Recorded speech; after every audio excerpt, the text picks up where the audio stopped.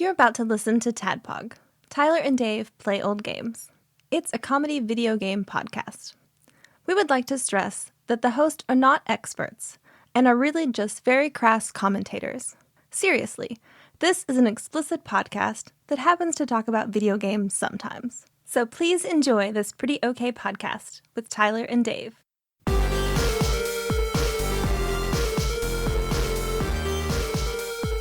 Hello, Internet. Hello. That one snuck up on me. I was just about to say, so I sent you guys that message, that direct message saying that I had messed up the name of the game. I hadn't. Apparently, it's just the ROM list listed as 2020. Yeah. Because when I was going through on my flashcard that I load all my legally purchased ROMs onto. And my backups. Out of your collection, you own all of them, right? So you can have the ROMs. Yeah, and when I titled the file, I titled it 2020 Super Baseball. Well, it's very important to capture how baseball was 5 years ago. So I know, right? I get it. I know. Well, this week we're continuing our summer baseball series with Major League 3 and Super Baseball 2020 or 2020 Super Baseball. However you want to say it, both are acceptable. How would you feel about changing the word continue to conclude? Conclude, fine. What? Man, we got like so many other baseball movies, right? We do, but they could a be League of Their Own. Next summer. League of Their Own. Which could have worked for this one. Yeah, truly. Yeah. Probably the only Super Nintendo game that has female baseball players, even if they're over-sexualized. Is there such a thing? Angels in the Outfield. I haven't seen that one. Field of Dreams. I haven't either. Field of Dreams. Basketball. Bad News Bears. Oh, fuck yeah. Bad News Bears. Which I'm not going to lie. Major League 3 Back to the Minors gave me just a little bit of a Bad News Bears vibe. Yeah. To the point where when I was watching it, I was like, man, they should have made a Major League 4, which was just Bad News Bears. Right. It Little League. Yeah, exactly. I mean, they were on the right track, I think. I know, right? I would have liked Serrano have went down to he's on his knees, dwarf Martin Lawrence style, snot running at his nose. Bring all the major league players back as dwarf-like players underneath. They might do it. They might. There's only one way to win to save the orphanage, you guys. We have to discuss ourselves as little kids and win the Little League All-Star They're going to bulldoze it down, build condominiums. Well, before we get to all that goodness, what have you guys been up to? Some stuff. Spent a lot of time working in the yard again. This time, though, the weather was decent, so it didn't bother me. Tanya started a project digging a drainage little trench from in front of our front porch driveway patio thing, with gravel and all this other stuff in it. And then we built this little cinder block and fence post partition to separate it. And she decorated it all up and made it look nice. And today we finally got to test whether or not her drainage engineering skills would pass muster. And apparently they did. Nice. She sent me a video of the rain flowing nicely out into the alley as designed. Hell yeah. So no more puddles? No, no more. And we had a really long attachment on the gutter that would take it all the way out to the. Yeah. But it kept getting run over and it kept getting clogged up, and it was 5 feet long, so it was impossible to unclog it, and so she just decided to go with that route, and seems to have worked. So that was our project for the weekend. I finally caught up on My Hero Academia, which actually came as a surprise to me. That you caught up? I caught up because I thought I had a whole bunch more, because I haven't watched it in quite a while. Yeah, but you chew through anime pretty quick. I do, but it was your extra hour a day you have just for audiobooks and anime. Right. It's an amazing superpower. It is. Well, I turned my shower time and everything into anime time. Masturbation time, all of it just rolls. Yeah, it just all goes together. See, I combine things that will serve multiple functions. No.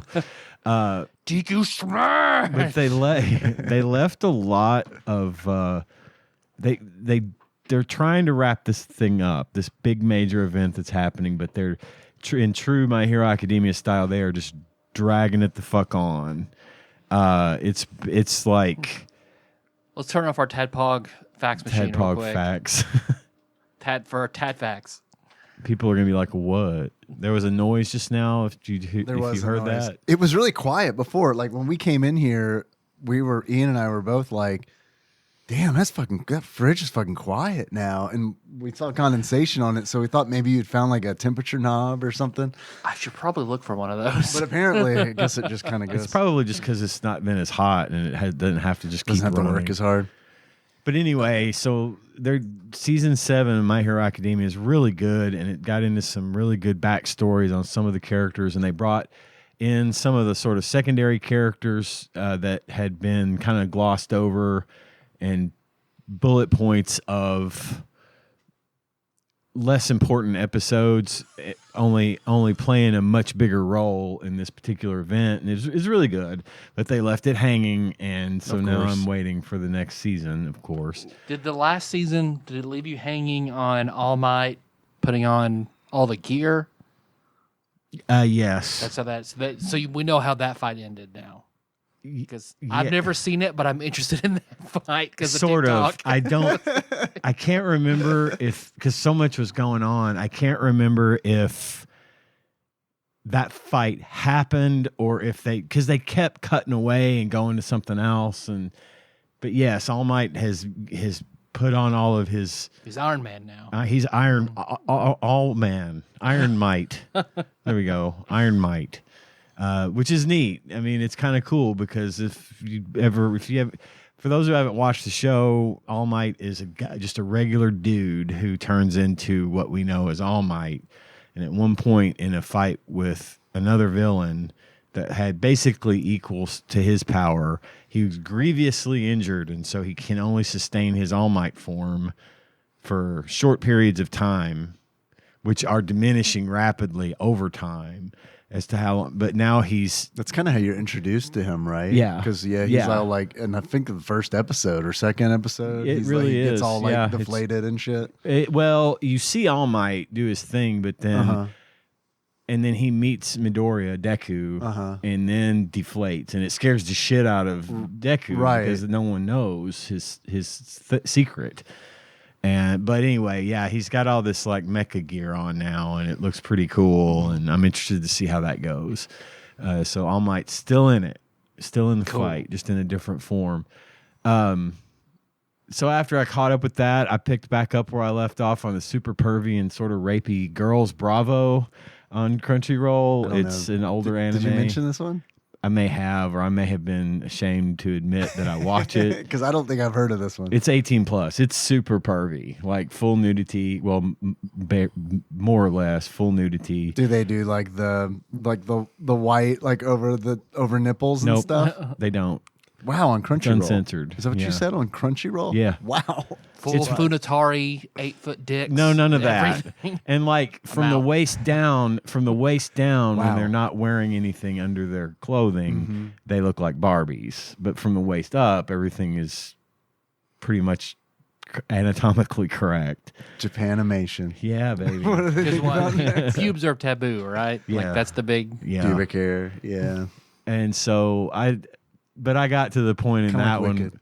I got through about 5 or 6 more episodes of that, and then I put it down because there's just only it's not a good show, but it's pervy enough it's funny to laugh at, and it's kind of sexy at times. So watch some of that. And then I started watching Solo Leveling. Oh yeah, I've how heard is really that? good things I know about it's that. really popular. I am enjoying the shit out of it. Yeah. It's themed very similarly to Dungeon Crawler Carl in that basically the premise of the show is that at some point it's modern day, and at some point these dungeon portals started opening up all over the world, and if the portals weren't, and then at that same time people would have what are known as awakenings, meaning that they would be hunters that could go into these portals, which were portals to dungeons, and if the dungeon isn't beaten in 7 days. They have a dungeon break, which means all these monsters and stuff flood out into the city, and they have to fight them in the city. And so they have all these guilds. It's like reboot. Yeah, they have all these guilds of hunters that have awakened. And when you awaken as a hunter, you're either S rank, which is the top, for those of you that don't know that, or E rank, which is basically the next thing up from not having any powers at all. And You're either, it's binary, you're one or the other. You're either no, it goes. There's no A it through goes. D? It's A through E, Okay. or S through E down. And hunters have powers? And hunters have powers. They can be tanks. They could be magic users, whatever. The monsters tend to be like traditional dungeon style monsters, like goblins and dragons and shit like that. But when you awaken, you're tested to see what level you're at, because whatever level you awaken to is the level you are stuck with forever. You cannot go from a D rank to a C rank. If you start off as an A, you're always going to be an A, never a chance to get to S, and you won't D rank to B. And the story revolves around this one dude who had an awakening that he was an E rank hunter, the worst possible. In fact, they refer to him as the weakest hunter on the planet.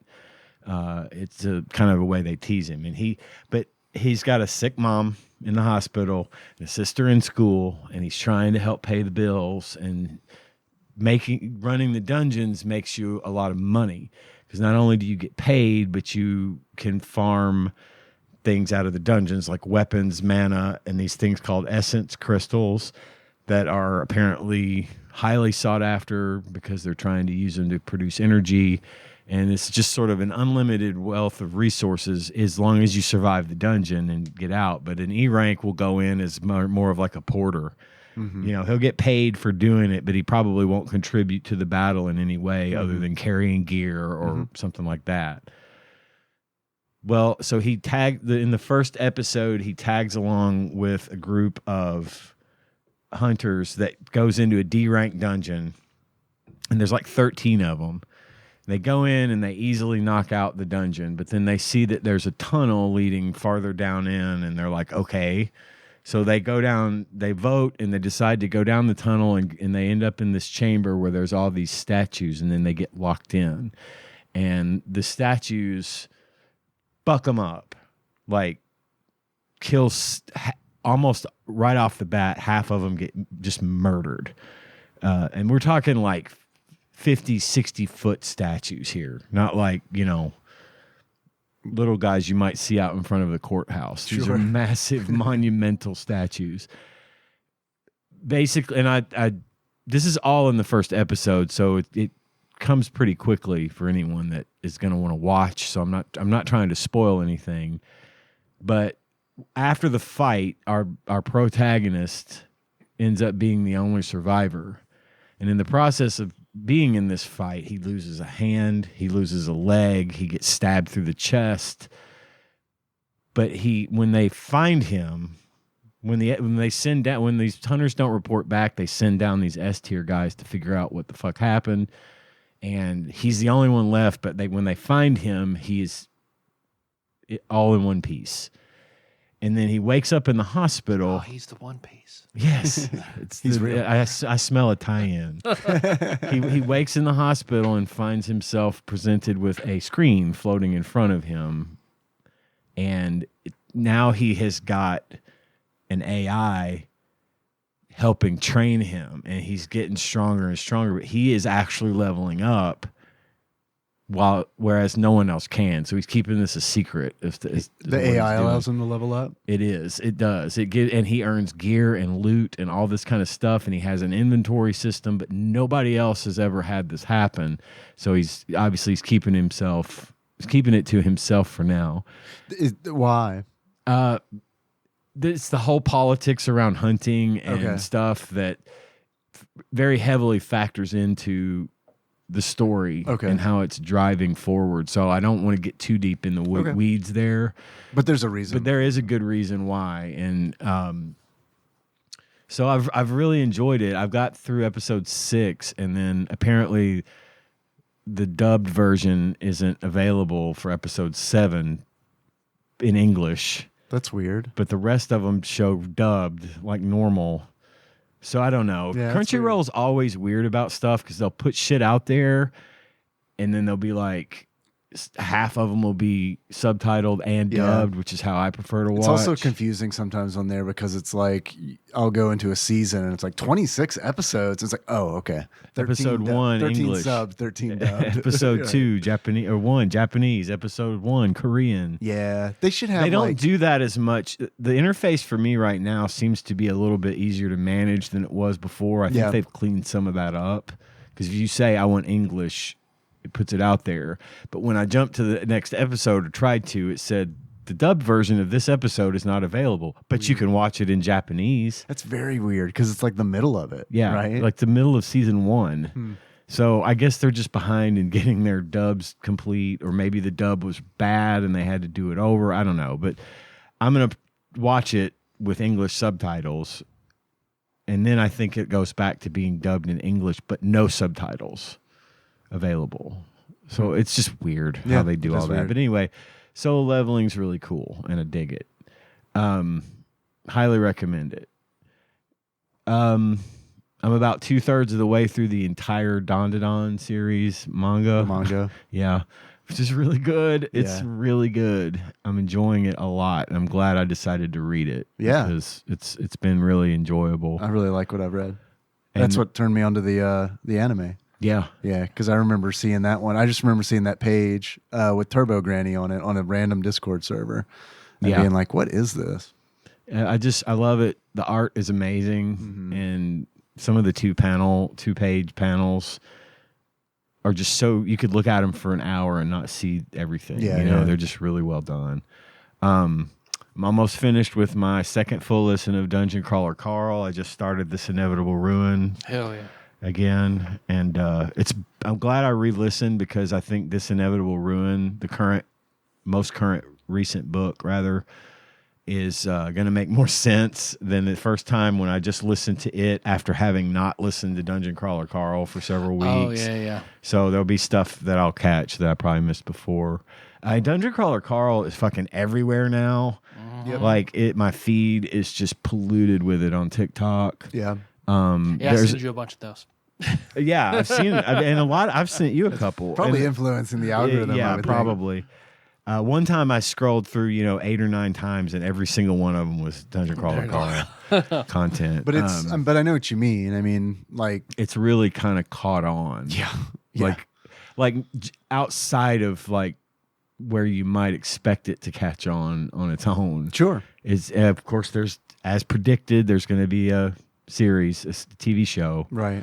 I think Seth MacFarlane is tied into it. Yeah, I saw in some that. way, which is encouraging. I don't know that I've seen anything of his that I didn't like at least a little bit. Yeah. No, I feel like that's a good match. I agree. For the style of comedy Dungeon Crawler Carl is, and also with like the interests that he has. Right. That feels like a good. He'll make shit happen. Right. And just judging off the Orville, he's faithful to source material. Right. The Orville is such a great show. And again, it's one of those things with his stuff, he can't really go wrong. So I agree. I think it's in good hands. I don't know that it necessarily I don't know that it necessarily should happen, but I knew it would happen.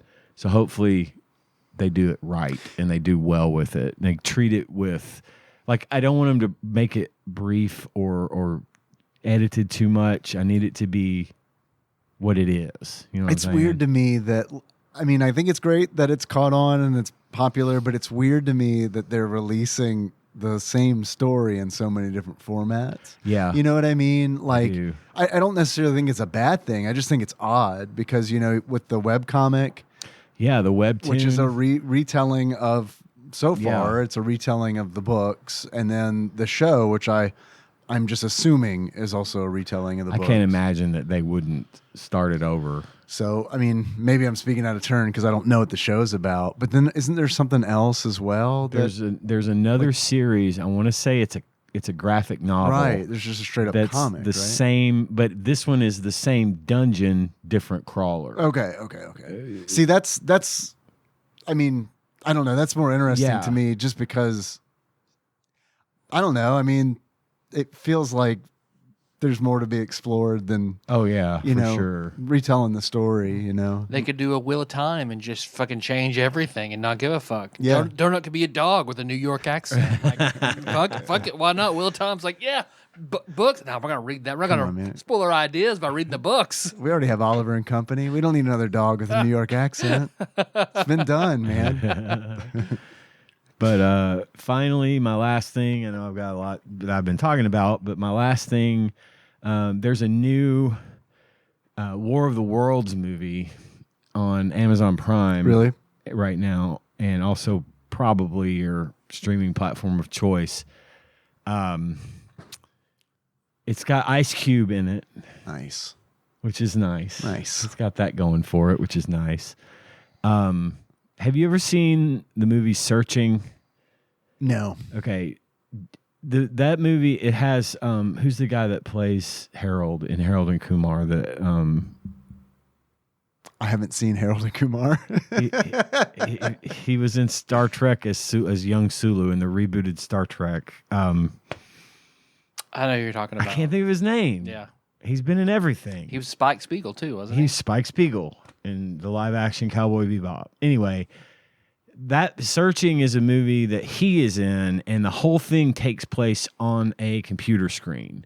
His daughter goes missing, and all we see is his computer screen. So when we see him, it's from his webcam, and when we see his search, and we see his tracing out routes on the GPS on Apple Maps, and all the search stuff he's searching in Chrome, and it's all legit real stuff that you recognize, and the whole movie takes place in that way.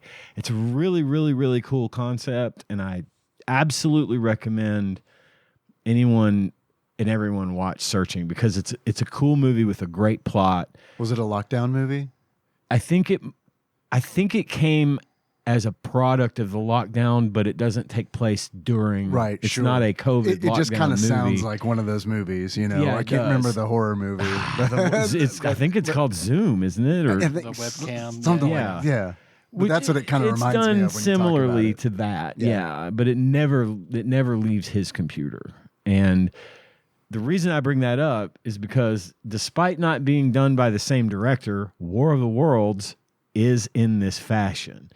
Interesting. And it's a really interesting way of retelling the story that we've all heard 100 times. Sure. And then Ice Cube plays, of all things, an NSA Homeland Security basically spy. He spies on people using cameras, and he can take over spy drones. I mean, he's that guy, the eye in the sky, if you will, and super high level, top secret clearance dude who does not read technical stuff very well. When he has to rattle off something technical, it doesn't come out of his mouth right. He's clearly reading it and doesn't have a fucking clue what he's saying. Is that intentional? Or No, okay. it's not. Great. It's Perfect. not, because he's supposed to be this super fucking computer dude. Like, Right, he can okay. get into anything, everything, everywhere. And it's a little bit of a commentary on government spying and surveillance and Sure. things, and over abuse of power, because he absolutely abuses his power to spy on people like his family, because he has to be in control all the time. He does a really good job in the movie. It's just sometimes when he has, like, at some point he's having to talk to like the president and the Joint Chiefs about the alien attack, once they figure out that it's an alien attack. And he goes down this just laundry list of all this technical shit that's supposed to happen or that has to be done. And it's awful. It sounds so bad. And it's a shame, because, and the movie has some obvious MacGuffins. I mean, it's not a great movie, but it's a fun movie. And I enjoyed it, and I loved the way in which it was presented. And I thought it was a very unique way of retelling the story. I thought the social commentary was a little heavy-handed, but not so much that it took away from the plot, from the movie. It had funny moments. It had tense moments. It was well put together and well directed, and 95% of it was pretty well acted. It's just in those little parts where Ice Cube had to be somebody he is clearly not. Sure.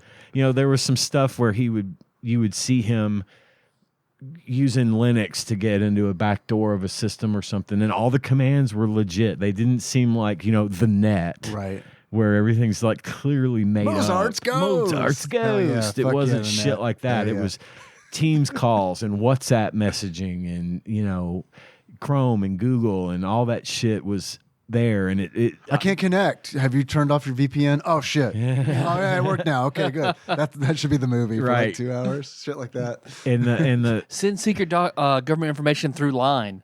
Is that a thing we do now? Yeah. Yeah, It is yeah. a thing we do now. I don't know what's going on. Have you checked the War Thunder forums? Oh, yeah, good idea. They All right, missed- they're there. they missed a golden opportunity to have a random reporter be in on the Joint Chiefs of Staff teams meeting Yeah. and, and then kick him. What's he doing in Do we here? include him accidentally? And then the last thing that kind of had me really just laughing was, this is an Amazon movie, and so the Amazon product placement in this movie was so fucking blatant. It was like Was it like it couldn't Blippi? have been less. Blimpy. Sorry. But, Agent Blippi. I have a Plug an Amazon Fire Stick into the drive. I have a TADPOG totals list Hey, for nice. Major League All 3. right. Speaking of Blimpy, Didn't mean to step on that. no, you're good. No worries. I'm glad you kind of set that up. But if everyone in the movie had been wearing a brought to you by Amazon T-shirt, it would have been probably less subtle than some of this stuff. And at one point, they said no less than 4 times, the government doesn't need to see what's in my Amazon cart. One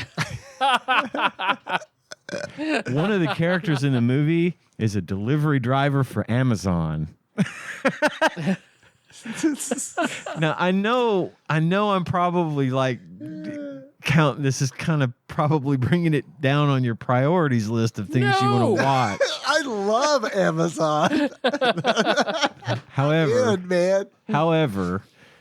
if you can laugh at that, you'll enjoy the movie. Yeah. If you can just remember it's in there, it's unavoidable, just tune it out. They need to do It that. said at the beginning too. I have the version of Prime where it's still got commercials. It's Yeah. still fucking $125 a year. I hate that shit. Well, what really bothers me about that is I'm paying the $2 a month or whatever the fuck it is. Oh, for no commercials. Yeah, and it's pretty much because sometimes there are things for the show that I watch that are on there, and it's like, man, I'm already watching some shit I don't want to watch. And I now swear now to it's God, gonna if I'm have watching commercials? fucking commercials with it, I'm gonna jump out of my skin. So Here's my $3. a lot of times what they'll do, especially with like new movies and especially with like Amazon productions, they'll say you watch 2 or 3 minutes of commercials and then after that, no more commercials for the whole movie, right? Yeah, but they fucking Lucy, Charlie Brown, the fucking football out for me on that shit before, and it's like, Well, they didn't need to do that in this because they spent the entire movie advertising for Amazon and all of the other brand name applications that were on his screen at the time. And I guarantee you they had to pay to do that. So Who's going to help us? Alexa. Fortunately, there was oddly there was no Alexa. I'm shocked. Alexa didn't help them hack into shit. But anyway, War of the Worlds, I'm giving it 3 stars. Wisdom Sage says check it out. I liked it. I thought it was a good time. And again, an interesting and unique way of telling that story. So give it a look. I watched Major League 3 on YouTube for free. I hope you guys did too. Oh no, I paid for it to rent. I never think to check. There was just YouTube. some random fucking it was funny because I was Enjoy your 10 cents, Scott Bakula. I was gonna rent it, and then I was like, I like when I rent stuff. I kind of like renting stuff on YouTube. I don't know why. That's where I always rent. I cannot explain it to you, but it's like I rent mine from Amazon. Anyway, and I was like, well, fuck. So I searched for it on YouTube, and it was hilarious because top result, free version of the movie on some random dude's channel. Next result, rent Major League 3. And I was like, all right, you did this to yourself, YouTube. I'm watching the free version. hell yeah. So aside from watching Major League 3, back to the minors, I played some Night Rain, Elden Ring Night Rain. I played some standard Elden Ring. I read a short story by Ray Bradbury called The Long Rain, which I thought was very good. It's a science fiction story about rain as in power or drizzle? As a precipitation. Okay. Yeah. The whole story takes the entire story. It's a short story. The entire story, it's raining. The rain never stops. These four men are stranded on Venus, and they're looking for anything to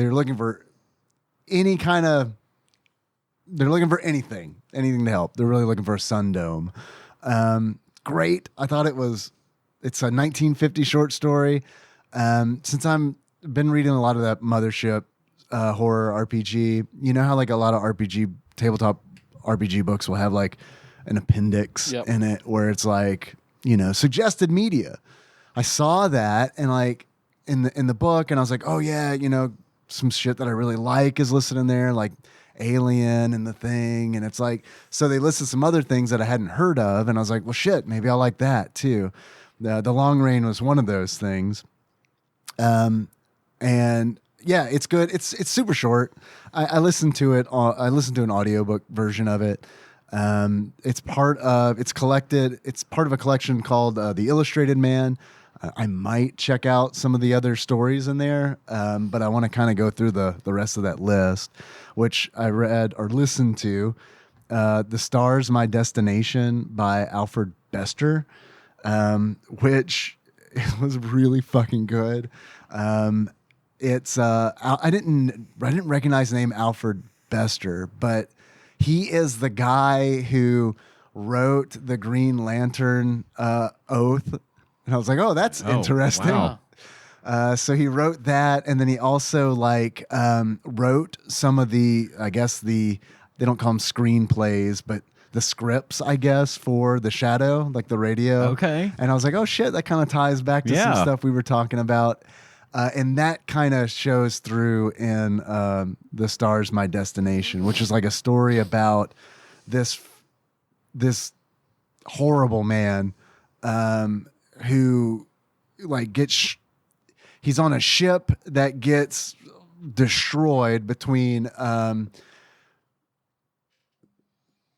Mars and Saturn, and no one in the crew survives. But him, the beginning of the story is about how he survives in the wreckage. It turns out that I'm not going to get into it in case anyone wants to read it. I think it's very good. I recommend it. He makes his way back to the inner systems. It's fucking fast, man. It was written in 1956, and it's like it shows in some parts. Like it's pretty misogynistic writing. That's it. I wouldn't say it's proud of it, but it's like one of those where it's like unapologetic. Yeah, it's a product of its time. It just is what it is, right? But some of it also, like when I was listening to it, I was like, some of this seems like it's on purpose, but like for the right reason. You know what I mean? Because like a lot of times, this character, the main character, his name is Foyle, Gulliver Foyle, Gully Foyle.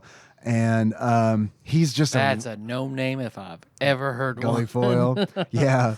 he's a real fucking shitty person, and it's like I feel like the book really leans into that, and for me, I typically don't like reading or watching media where it's like I don't like where the characters aren't likable unless it's a comedy. Like Seinfeld, Always Sunny. Like I love it when it's a comedy because like Curb, yeah, Curb, all that. I love that. But when it's like face value, I kind of it's tough for me to get into it, even if the story's really good.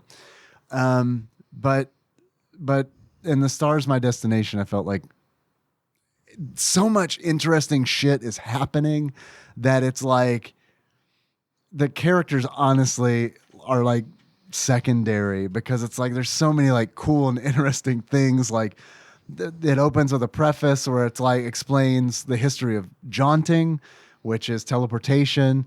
Teleportation is like a latent gene that awakens, or in like the 2300s, somewhere around there. And it changes how it changes everything, revolutionizes like transportation. Everything's different.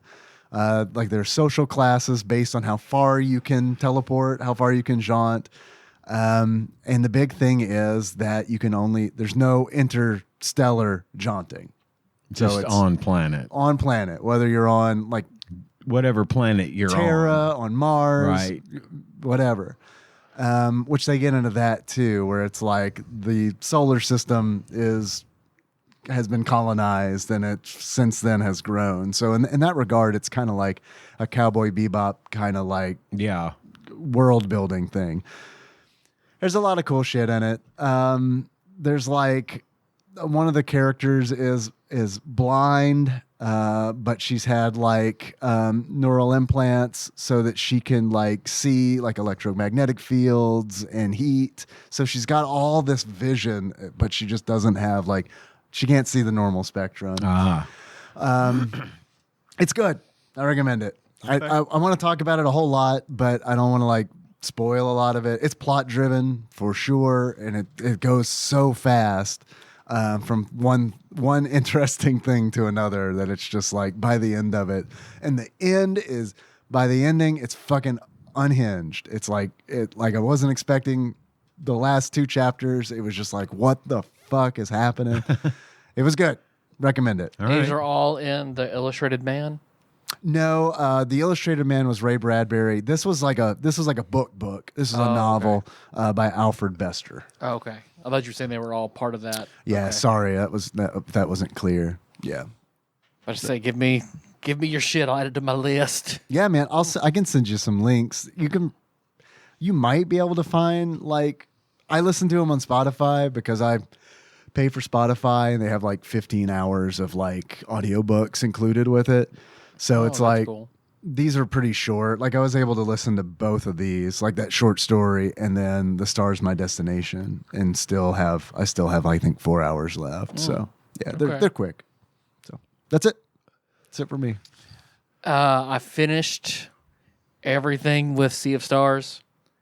All the got DLC. Everything, got the true ending, got the DLC, did all the things. Yeah. Glad to see it go by the time I got done with it all. Does the true ending change at all based on the DLC? No. Okay, good. I had a new move, but that's it. A new move? You get a new duo move. Oh, okay. With the two protagonists, but that's it. Okay. But that being said, I do not think you would have liked the puzzle element. Super Lufia 2 heavy puzzle. I remember you mentioning that. The last two battles were a lot of fucking fun, though. Really? Especially the next to last battle, because it's a combination of wheels and regular combat. I really liked wheels a lot. It was very cool. I really wish they would have just released wheels as like a standalone. Yep. But I also feel like that's a very like 2007 move. Maybe they didn't want to do something like that. Tetramaster. Right, yeah. But whatever, man. If you put wheels on a fucking iPhone, it's like, all right, hell yeah. Yeah, playing other people and shit with wheels. Yeah. Because I enjoyed that, and because I beat all the other wheel masters, so I could get that flimsy hammer or whatever. Yeah.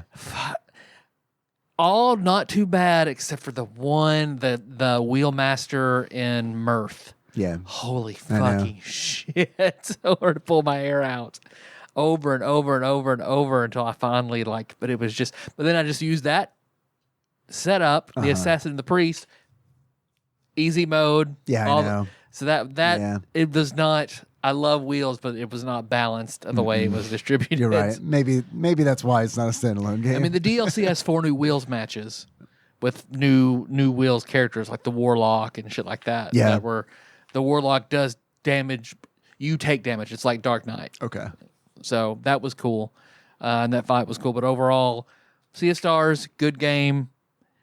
I loved it, man. I loved Sea of Stars. I enjoyed it. What I played of it, I thought it was great. I got rid of my Steam Deck, which I do regret, but I loved it too. I thought it was a fun game. I didn't finish it, but you know what you can buy with all your CS:GO money? Oh yeah, the Steam Deck. Maybe it's actually not a bad idea. I liked it a lot, but not enough to. I don't know, man. There's something about. I just don't want to do the DLC. Because I didn't like it because you have to start over in it. Really? It's cool that the Artificer is a playable character in it. But you can't swap out characters. It's just the 3 of you. You don't pick your points when you level up. You can only level up 5 times. You get new moves, new combos, new play. Like, it's circus themed. So it had it was half good, half bad. Man, I was just talking to Miller yesterday about we were talking about World of Warcraft and something he told me about called Turtle WoW, which is like a WoW Classic Plus private server thing. So I looked into it and they added. Sorry, man, for this tangent. They added goblins for Horde and they added high elves for Alliance. Blizzard had goblins in the real game, in the retail version of the game, and like the Cataclysm expansion. This is all a long way to me saying I don't like circus shit because like I was excited. I was like, fuck yeah, man, goblins, hell yeah, let's do this shit. And their starting area is this fucking like amusement park, like circus kind of shit. And I was like, never mind. Why do they always? I am so fucking on board with you. Why do they always have to do that? They did that in Dungeon Crawler Carl. There was a whole circus themed section of the second book. But that didn't bother me as much. It didn't bother me as much in Dungeon Crawler Carl because I felt like that was it was short. It was secondary, and it didn't spend the entire book in that. It was really only one big, like several chapters that took place in the big top. Right. But it did. You're not wrong. It did get over with quickly.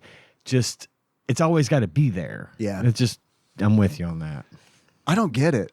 I don't know. I don't get it. I mean, I like Killer Clowns from Outer Space, and I don't know if that's where all this comes from. Surely not, right? But there's no way that movie's that influential, right? I mean, part of it's cool because you're in a clockwork world and everybody is like wind up toys and shit. Yeah. But it's wind up toys in a fucking circus. Yeah. And the enemies are clowns and shit. And pass. So I don't know. I mean, it's good and it's bad. But overall, Sea of Stars, I think everybody, especially if you like 90s era Super Nintendo RPGs, play Sea of Stars. But I beat that, put that down. I was like, shit, what am I going to play now on the deck? Expedition 33.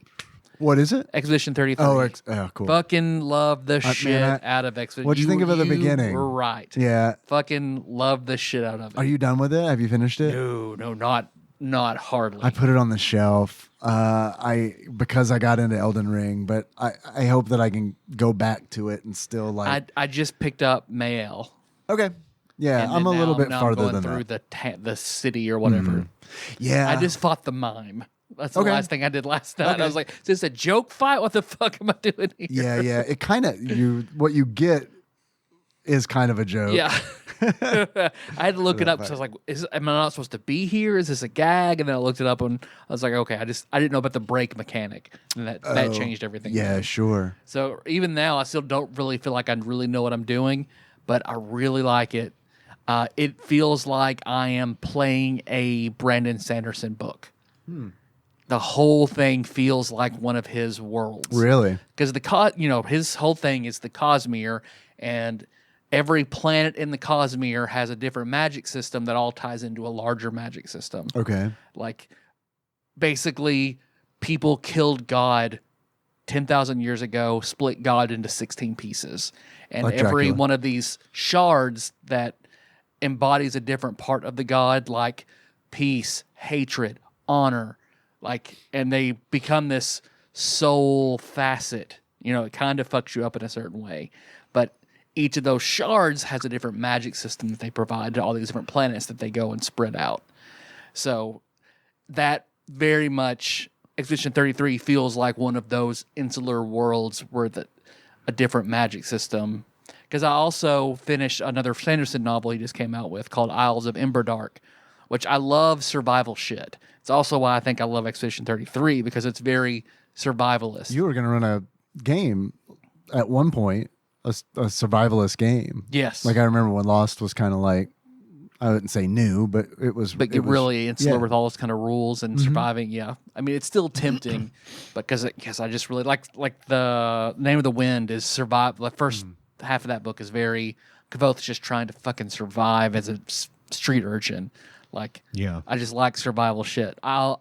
So Sanderson wrote sort of in between books a collection of 11 short stories called Arcanum Unbound. One of them, called The Six of Dusk, I really fucking loved. I don't see him where he'll write a book about this, but I love that short story. Isles of Emberdark is the continuation, a full novel based off that short story, where this trapper has to survive. The whole thing is going back and bringing back these resources from these incredibly dangerous islands that only these trappers who are trained by other trappers their whole lives, because these islands are unbelievably deadly unless you know what you're doing. And every generation, tons of people die just trying to survive against all these, knowing how to deal with these ants who are basically have death touch. One touch and you're gone, and all these natural traps and shit like that.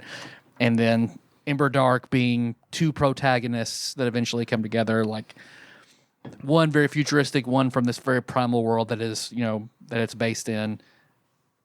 Wonderful series. Loved Isle of Emberdark.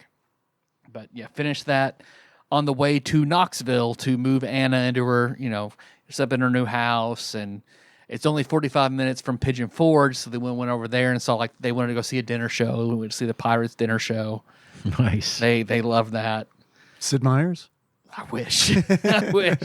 Because because I remember being little and going to see the Dixie Stampede. It's pirates instead of a Civil War. Right. Two competing sides or whatever. Pirates are the blue pirates and the red pirates, and they compete. And the meal was better than I thought it was going to be. It was entertaining. It's worth doing once. That was fun. Got her moved in. She's happy. And that's all the way there and all the way back. That's where I finished Isles of Emberdark and almost got done with another Primal Hunter book. Those have been recommended to me pretty heavily recently. They're good. I think. I know you've mentioned them, and I guess the microphone in my phone has heard that because it's it's popping up for me on YouTube, and I've seen on Audible it popped up, Spotify it popped up, and it's okay. If you were to take Carl from Dungeon Crawler Carl and Dexter, smash them together, you get Jake, who is the protagonist in this series. Jake. Yep. I didn't know you were in this, Jake. So it's cool in that there's another layer, because you have your class, but you also have your profession and your race. So he's balancing three different things, and it's old school, man. Yeah, it's cool. It's good. It's like I said, it's not Dungeon Crawler Carl. I think Dungeon Crawler Carl is better, but it satisfies that itch, and there are a fucking lot of them. They're still being done. On the way there, I'd never been to a Buc-ee's, so went to a Buc-ee's. I have a fudge sampler from Buc-ee's for us to try. I meant to get you guys gifts, and I was going to get some other stuff to try, but we missed it on the way back, so I only had the fudge I got. How did you miss it? Well, I thought there were two, Oh. so we missed the first one because I got gas. I was like, we'll go with the second one. There was no second one. So whatever order, I've got three different things to try. So I have the Buc-ee's fudge sampler. I have this week's crumble cookies. Oh, okay. And then I have a new Final Boss Sour Level 4 Souranges. Oh. I want to end on that. Choco Chica ordered this off TikTok. She said she loves these Mama V's Extreme Sour Blue Raspberry Blasts. Oh, that's scary. All right. So what kind of Got fudgy sweet, cakey sweet, and sour fruit gummies. Whatever, man. Let's do the Any cookies preference? first. Cookies? All right. So let me pull up my Crumble app so I can properly identify these. We'll give everybody a fork. Thank you. You're welcome. So let's see. The first one here. I'll go ahead and skewer this one. And if you want to pass it, that's that purple and green one there, that cake on the side there. Okay. Purple and green. So this Like is a Mardi Gras kind of thing. this is for Freakier Friday. Oh. Being released in theaters. Okay. Have you seen the soda pop and popcorn buckets that they have for this No. movie? The popcorn comes in a cup that looks like a soda and it flips up and there's popcorn in it. And then the soda comes in a popcorn thing that flips up and the soda's in that. So this is Freakier Friday key lime blackberry cake. Oh. Here we go.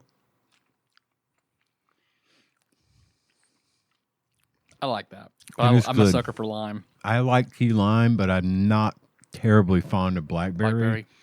And I felt like it was a little blackberry heavy.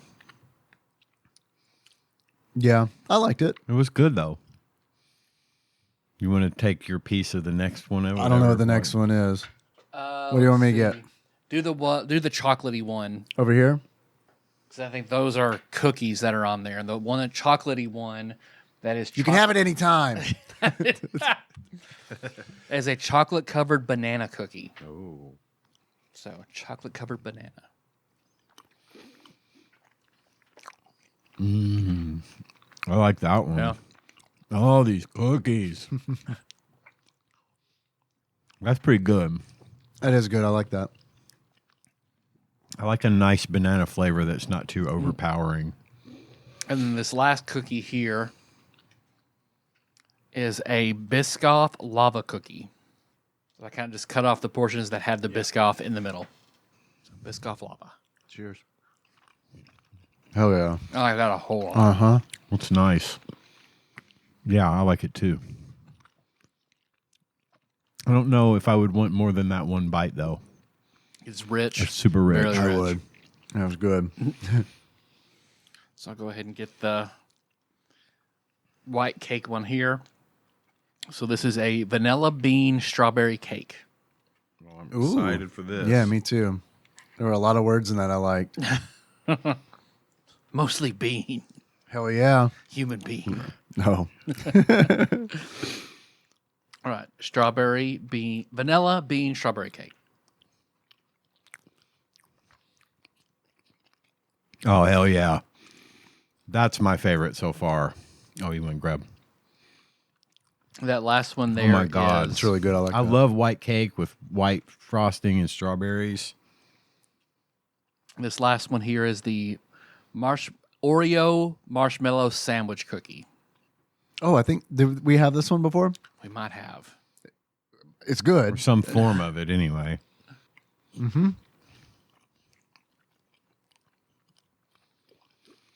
Very good. Oh, yeah. The only one, I do think that probably the vanilla bean was my favorite. Yeah.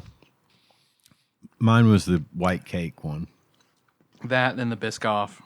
That's my order as well. The vanilla bean and then the Biscoff.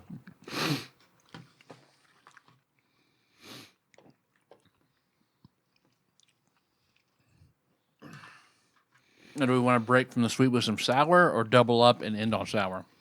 Let's end on sour. I'm good with that. Sounds great.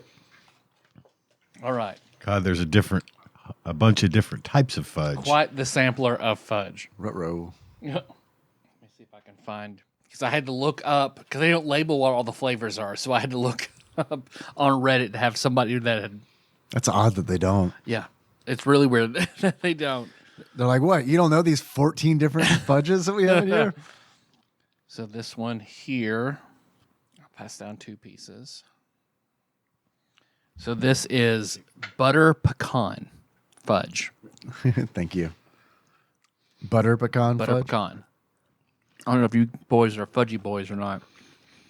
It depends. Not particularly. I'm not usually.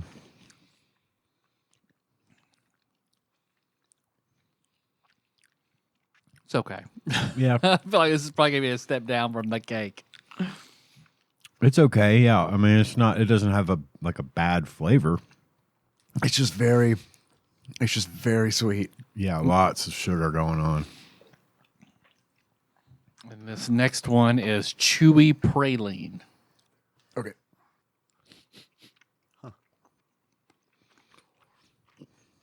Maybe I'm wrong. That does not taste like pralines. That tastes like coffee to me. A little bit. It does taste like coffee.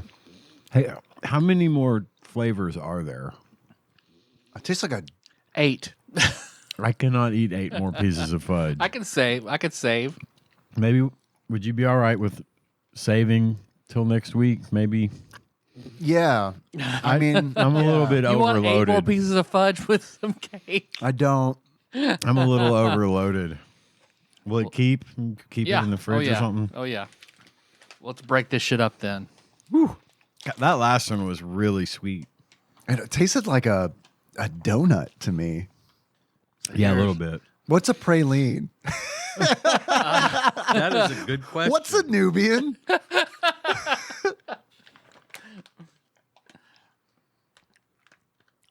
think it's like a candied nut, I believe. Maybe it's just a nut. Oh my gosh, I can smell the sour.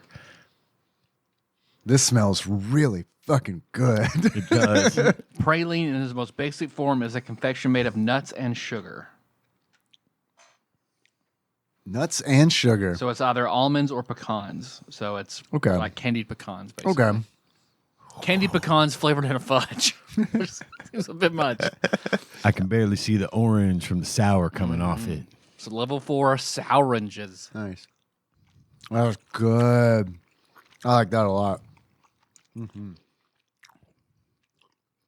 It's Hell a little yeah. tough, which is not like a great mouthfeel, but the flavor is really good. It's pretty sour too. It is. Man, oh man. That's good. I really liked it. I like oranges though. Me too. Yeah. I feel like those little mandarin orange slices. All right, chocolate covered oranges. Oh, that got Those are me. good around Christmas time. Hang on. Supposedly these are more sour. Okay. Okay. Some of these extreme sour blue raspberry, which is not a real thing. Oh my God, they're crusty. Crusty with sour powder or whatever. Ooh. They smell like Play-Doh. Ooh. They do smell like Play-Doh. Ooh, I like that. They should just sell it as Play-Doh branded. Sour Play-Doh. It's not toxic. All right, extreme sour blue raspberry. Oh, it's like Gushers. Ooh. Oh boy, I didn't know they were gushers. that one sneaks up on you.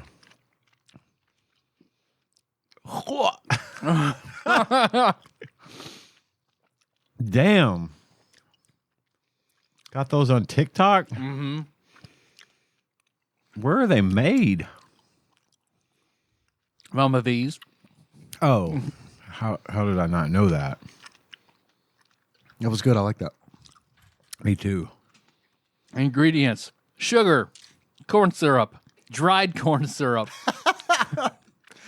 Confectionery sugar. Brown sugar. Turns out, if you Molasses. combine 7 different sugars, it goes sour. It goes the other way. Pear puree, palm oil, grape juice,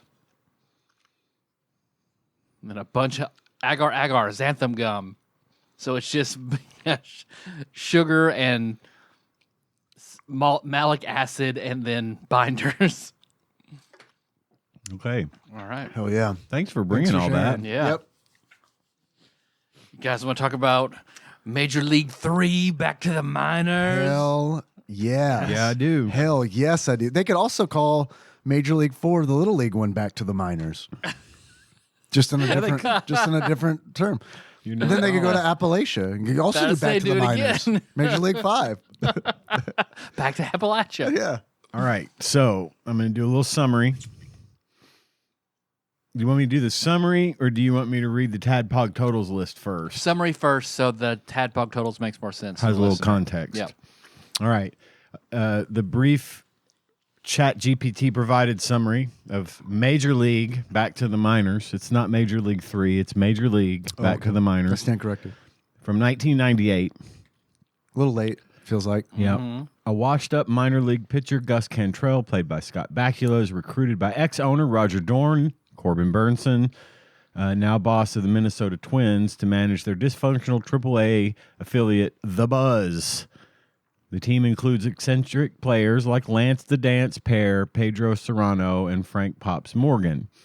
Gus turns the underdog squad into winners and even beats the Twins in a grudge match with the stadium lights cut to avoid loss in regulation. He chooses to stay with the Buzz rather than move up. Spoiler alert. Scott Bakula is in this. He plays Gus Cantrell. There are some people in this movie that I was not expecting, especially one of the big ones. I'll get to him in just a second. You would. Corbin Burnson, of course, we know him from 1 and 2. Dennis Haysbert, who is the president, David Palmer on 24, plays Pedro Serrano in all 3 of these movies. Takaki Ishibashi plays Taka Tanaka. Again, he was in 2. The one that said Marbles. The woman, the lead, who I really like, she is in my favorite. Her name is Jensen Daggett. She plays Maggie Reynolds, and she's in my favorite Friday the 13th. Friday the 13th, Part 8, Jason Takes Manhattan. Wow. She's the lead in that movie. I didn't recognize her from that. I haven't seen that movie since I was a kid. We got Eric Briscotter, a.k.a. Rube Baker, making his return from his appearance in Part 2. And, of course, Bob Uecker playing Harry Doyle. And then, last but not least, before his mega stardom, rise to fame, Uncle Baby Billy himself, Walton Goggins, in as young as I've ever seen him. Yep. Oh, I thought you were going to say Ted McGinley. Well, there's Ted McGinley. Yeah, he didn't make my list. I meant to add him to my list because for some reason ChatGPT left him out.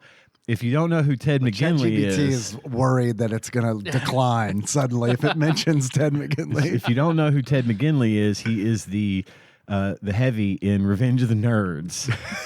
Yes. Among other things. And I've got a list. I know him as Jefferson Darcy. Uh-huh. Yeah. Well, I've got a TADPOG totals list. Okay, great. He was my first of Marcy's husbands. I didn't Same. know there was a different one until The dark-headed guy? You didn't know about him? did not know about him. Oh, okay. For a longest time, that I was like, "What the fuck is this?" When I watched had- earlier Yeah, what's this episode. Mr. Roper looking dude married to Marcy? I absolutely remembered him as the first husband. Better than the Ted McGinley. I had forgotten he was that. All right, here we go. Major League, back to the minors, TADPOG totals. Brought to you in part by Buc-ee's. home of Fudge Packers. the home of the Fudge Packers. And New podcast. I begin the TADPOG totals list for this movie with 1, Quantum Leaper, 1, Jefferson Darcy from Married with Children / Stan Gable from Revenge of the Nerds / Mr. Scream from Wayne's World 2 / photographer Ashley Ace Covington Evans from The Love Boat / Danny Clay, ship captain from Transformers Robots in Disguise. 1, Corbin Burnson, dressed like Crockett and or Tubbs from Miami Vice. 1, pre-good acting, Walton Goggins forcing himself to not use his Southern accent. He has a natural Southern accent, you see, and he was really making himself not use it, and you could tell. 1, Rube Baker reprisal with 300% more weird throwing problems. 1, why is Bob Uecker announcing for the minor league now, and why isn't he funny anymore? In that team only. And that team only. Yeah. Like he follows the Buzz. The AAA. The AAA team, the Buzz. And he wasn't funny in this movie. Several weirdly specific personality types. 1, frozen baseball. 1, suddenly this is all about Minnesota teams instead of Cleveland. Rope tethered shortstop and second baseman. One weirdly white Pedro Serrano Zen replacement for some reason. I thought that the like blonde surfer dude pitcher guy was supposed to be the Pedro. Yeah, Hog. I thought he was supposed to be sort of the Serrano sub. Yeah. But then they brought in Serrano. Yeah. I felt bad when he showed up because I was like, oh, dude, you're like better than this. Yeah, I know, right? Tanaka, sure. Because I don't know. Neither one of them needed to be in this movie. I agree, but it's because Tanaka showed up after Serrano. If it had been flipped, I think I would have been like, no, dude, I don't know. Unbelievably copious use of the song "Taking Care of Business." One baseball to the back of the head, divine smite. With his glasses pop off. Yeah. One not even close to regulation, Pedro Serrano bat. Really funny subtitles during a conversation between two people speaking the same language. I loved it. I loved that scene. Really bad CGI baseball effects. Obligatory turning Japanese montage scene since there's one Japanese character. 0 Randy Newman songs in the movie, giving it more points in its favor. I thought one was going to come. I did too. I really did. I know there's a moment where you hear that sort of tinkly piano. I was like, no! Here it is! You're doing fine! You're doing fine! And then it wasn't him. And I was like, damn it! And then I was, yeah! 0 Randy Newman. Did I mention really bad CGI baseball effects? 1 Minnesota Twins manager pistachio addiction problem. CGI of Tanaka playing outfield for some reason. God, it's in the credits too. It's so bad. It's horrible. It's like, why did they even put it in there? It's unnecessary. It's completely unnecessary. It was like he was being. It was like someone putting a television with him on it and then CGIing that in front of a weatherman window. Yeah, it's bad. Screen. It's real bad. It's so bad, and it's so fucking unnecessary. Someone's nephew owns that CG studio. Is really what that was. Because I mean, it's like 2 seconds. Oh my God. 1 Canadian tuxedo. Obligatory ballet solves everything trope. T-ball. 1 Bob Uecker reminding us that Rebel player Downtown Anderson is making progress. We have to be told that he's, expanding his game. Right. See, the coach encouraged him to do better, hit differently. I think, and then immediately after he does this, well, he seems to be hitting a little better and differently. Like we know, we saw the montage. We're watching the movie. There was the montage right there, right before you came on screen, Bob. Yeah, let's knock it off, man. 1 $1,200 32-inch CRT TV, 1 Jobu revival, and a blatant Blimpie promotion by the announcers and Diet Coke. Diet Coke. It was in the first seat. It's Diet Coke, and from there on out, after that, Blimpie Cup. That's why Uecker's not funny. He stopped drinking and he only drinks Diet Coke. Okay, that's right. You're right. Tadpog acting brilliant. Thank you awards too. Scott Bakula as Gus Cantrell for saying for the first time the woman I love and the woman I like are the same person. Yeah, it was weird. I liked that. That was a weird line. I liked that line. Bob Uecker as Harry Doyle for saying they don't call him old stone hands for nothing. And I've seen better hands on a clock. I loved the old stone hands. That was actually a really funny line. Yeah. And then Taki Ishibasha as Tanaka. Homeboy done stomp some booty in Japanese. Which is the subtitle to yeah. Yeah. That's my Tadpog totals list for today. I liked this movie, y'all. I'm not gonna lie. I liked it too. Yeah.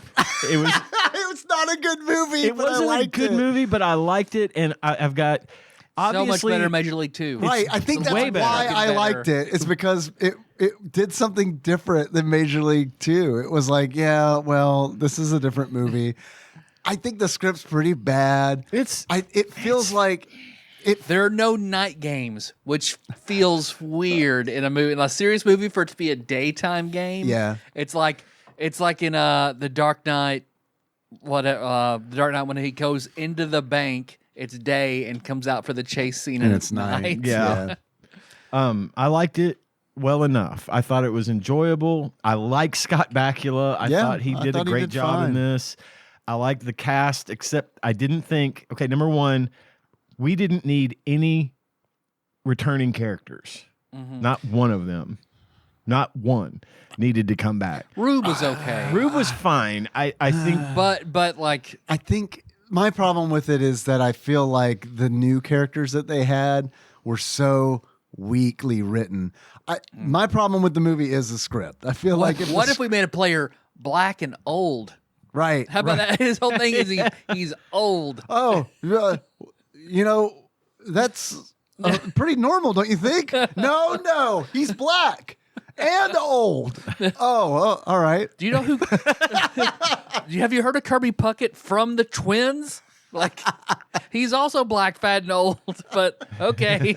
Yeah, I felt like they didn't spend a lot of time like on the characters. They really didn't, and I think it's just because I had my bar set really, really low. Me too. And it exceeded my expectations in a lot of ways. I think what they should have done is just called this movie Minor League, and then, not even directly associated with the major league movies. Just make it a movie called Minor League, and we can figure out, even if it is still associated, we can figure out that it's a major league sequel. Well, dude, I was curious how much they bought, because it's like Dorn, they never say Roger Dorn. I don't know if you noticed that. Oh, I did not notice that. At one point, he's called Raj. Okay. So it's like, What MLB team will be the cheapest for us to license? The Twins, and they do it for $10. Done. It's the Twins. But it also doesn't make sense to me because Serrano is Serrano. You know what I mean? And Tanaka is Tanaka. So I don't know. I'm curious what the situation is, but it's like this straight up is like, I liked it. I don't think it's a good movie, but I think it's a pretty good made for TV movie. And it feels like it because of all the actors are television actors. Even the opening credits felt like the opening credits to a TV movie. Yeah, it's like the fucking Full House font. Yeah, like it is. Like it is. Like it's the Full House font. 100%. And it's like, I don't think there's anything wrong with that, but it's like it felt like a movie that was made for TV. Well, this TV movie actors. had a budget of $18 million, which sounds like a lot. It sounds like a 17 whole lot. million was the CGI. There's a shot of the airport that I laughed at because the camera shakes. It's a still shot. It's still. And Nikki didn't watch it with me, so I couldn't look at anybody. Like, did you see that fucking camera jiggle? Get a tripod. This movie had a budget of $18 million. Box office of $3.57 million. It came in $15 million under budget. So it released in movie theaters. Yes, and it was considered obviously a flop. Yeah. It was not directed by the original writer. It was filmed partially in South Carolina. Pedro Serrano returns, but with diminished comedic impact compared to earlier films. And of course, Walton Goggins plays Billy Downtown Anderson before he became famous. But yeah, I don't think it's very funny. it has some funny. It had some funny lines here and there. It had some funny moments. Nothing was a surprise, obviously, and nothing. These types of movies, nothing's really. I'm not expecting. Rube can't throw again, so he's going back to the Only minors. now he can't throw to any bases. How do we It's not fix just the pitcher. Which makes sense that he's now in the minors. I feel like that was what they were thinking. They're like, oh shit, how did Rube get to the minors? Now he can't throw to anything. Right. He just didn't get over But it. how are we going to fix it so it's playable? Well, just tell him to stop. Yeah. there was like a that's hilarious. serious. Tie the second baseman to the base, tie the shortstop to the other base. That's the trick for them. Yeah, but for Rube, it's like, stop doing that. You're fired. Okay. Real world solutions don't work in Major League. Or sorry, back to the minors. I liked it enough we said this. I cannot stress enough. This was better than Major League 2. Yeah. in a lot of ways. I have thought it was Yes. more enjoyable than Major League 2. Yep. I don't think it's shot as well. I don't No, but it's it's not. but it was still like when I was watching it, I was like, this is better than Major League Yep. 2 because this is not the same movie as Major League, just done worse. Right. Yeah. Right. They're doing something different. Yeah. And I like that. I gave it points for that. Yep. The CGI though, It's y'all, hilarious. we'll see the ball like Tanaka's exclusively CGI. Every time he's at bat, when it shows him in the outfield, It's like Jar Jar Binks. he's like, let's make the Japanese guy look like he's sort of anime. Let's just CGI him out. It's a very South Park approach. it is. But I just thought I couldn't get my mind. I couldn't unsee the bad CGI with the baseball. baseball, yeah. They'd show It's a baseball unnecessary. do something and fly off into a certain direction, and rather than just using real baseball or set up a pitching machine to throw a ball in a certain direction or have a guy off camera throw the ball, a real ball, they just animated it or Yeah. CGI'd it, and it's like, God. It looked like Unnecessary. It looked like a screen burn, Even a League of Their Own at least tried to have Madonna play baseball. right? It didn't work. She's the only person who never could figure out how to play baseball. That tracks. But with all of its flaws, it was better than 2, and I enjoyed it. I got a couple of good laughs out of it. I thought that the villain, the Ted McGinley guy villain, was over the top. Oh, yeah. Like He was a just- Major League 2 villain in the Major League 3, but Yeah. not the same tone. They just carried over sort of the same cartoony weirdness to a much different film and tone. He was like, it was like he was reprising his role as the bad guy in Revenge of the Nerds on this. I was disappointed because I was looking for the splint for his broken fingers in the scene right after he has his Yep. fingers broken. Not They're one there. Yeah, they weren't splint. there. I know. I saw that. I noticed that too. I was like, damn it. That would have been nice. It's my real hair. Oh, it's so funny. It's tall now. Oh gosh, it's It's like the fucking like snick. Like that's like a Saturday night Nickelodeon joke. His hair's funny. Oh, man, look at it. Even Super Saiyan. It's all tall. Yeah. He got him good. Yeah. I don't know. I love talking shit about it, but I didn't hate it. no. I didn't hate it either. I I had didn't no hate it. problem. You could do a lot sitting worse. through it. Now I'm gonna be real with you. If I paid to go see it in the theater, I might have hated it. Yeah, you might have been. But I mad. saw it free on YouTube. So it was like, okay, this is like a fucking Saturday afternoon. And I'm just chilling, just fucking eating some popcorn, watching this shitty movie that I like. Yeah, Felt like that. I paid $3.99. I feel like it was worth $3.99. Yeah, I'm with you. I just, The memories are worth. This conversation is worth $3.99. yeah. Well, and plus, Picture it. I mean, it wasn't a bad movie. I mean, it was a bad movie, but it wasn't bad enough to. It's fun. It's fun to make fun of it. Yes. But I'm not going to say I didn't like it. I just can't. I can't do that because I did. I found myself when it was over. I was like, "Oh shit, it's over already." I mean, it went by fast for me. And I think it would have been better. I think this would have been a great like Monday night movie on ABC back when you were a kid, and one of those deals where Yep. I think this movie would have benefited from commercial interruption. Man, you just fucking plucked that right out of my mind because it felt like it needed it. needed a commercial break. It would have helped. They should have. Wait, there was no fake commercial in this one. There was a fake commercial in Oh, 1 yeah. and 2. They should have. It should have been like a local pizza joint or something. They're doing the commercial for. Yes, that would have been really good. I mean, he's still got. I've never seen a minor league TV interview, but he does get interviewed at one point with a single camera. Yeah. Oh yeah, that interview. I was like, I don't know. Where they're interviewing Scott Bakula's character, and like the camera like follows him from one shot to like he's leaving the interview, and the camera's like, "Yeah, I'm going to follow this." That doesn't. You're right. That doesn't Right. happen. But whatever. It's a fucking movie. I wonder if it was originally supposed to be Tom Berenger coming back as Jake Taylor coaching in the 90s. And then they're like, oh, he won't do it. All right, so let's do Scott Bakula. What, Renee Russo's also out? Okay, well, let's find another girl who looks like her, and we'll just put them together as different characters. Yeah. I could see that totally happening. Yeah.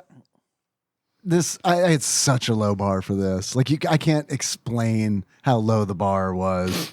That, I mean, it doesn't surprise me that it exceeded my expectations. I thought this was going to be really, really, really bad. Yeah. And it was only just a little bad. Only just a little bad, but like the kind of bad where it's like, okay. It's the kind of bad that meets expectations. Yeah. And what's the villainous batter or whatever? Oh God, Carlos, whatever. Oh yeah. Because I'm guessing he is a take on Ricky Henderson, since Ricky Henderson always referred to himself in third person in every interview. David Cross even has the bit. Ricky Henderson likes to bat like Ricky Henderson does when Ricky Henderson wants to. And then you've got that one. It's not Clarissa from Clarissa Explains It All's dad. But Doc looks like him. No shit. Thank you. I was trying to place him. Yeah. And that's he looks just like that dude. I didn't like that character. I forgot about him, actually. They didn't fix his problem. They didn't fix his problem. He was just dead weight. He just wanted balsamic vinegar on his salad, on his niçoise salad at a diner.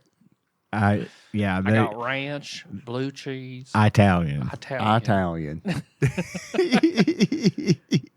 Yeah. I didn't really understand the point of him. I didn't understand the point of he had to dancer. teach the guy how to throw a curveball. He was brainy, right? But he had no ability, so he had to teach the guy how to throw a curveball and not just a fastball. I mean, there's a point at which you scientifically. They're kind of making it seem like I could just go and play minor league ball. Yeah, just me. Yeah, I don't know the first thing about playing baseball professionally or semi-professionally, but apparently you can. At least in 1998, just show up and be like, can I be a pitcher? Sure. Can you pitch? I don't know. Probably not. Yeah, go on out there. Well, I saw a TikTok where they have a minor league team has a fan at bat thing that they do. Well, they'll pick a random fan to come out and they can have one at bat and play like an at bat. Yeah, I saw one of those recently. And the guy killed it. Yeah. And they kept him around for the whole game and let him keep coming back. It's like, okay, now he's going to be a minor league ball player. How'd they decide who he played for? I forget what that team was. I guess only that team in their home stadium has that promotion. So I guess they just kept them. Yeah, that team. Man, what about how does the visiting team feel about that? Where it's like, fuck, man, now we're gonna get beat by this fucking fan. Was this a ringer? Did they plan this guy? They plan him like a really good player to come in. Oh shit, some Is wrestling. he secretly a Ukrainian ball player they brought in? Listen here, brother. Oh shit. It plays out just like minor league or major league back to the minors. The underdog beats the big guys.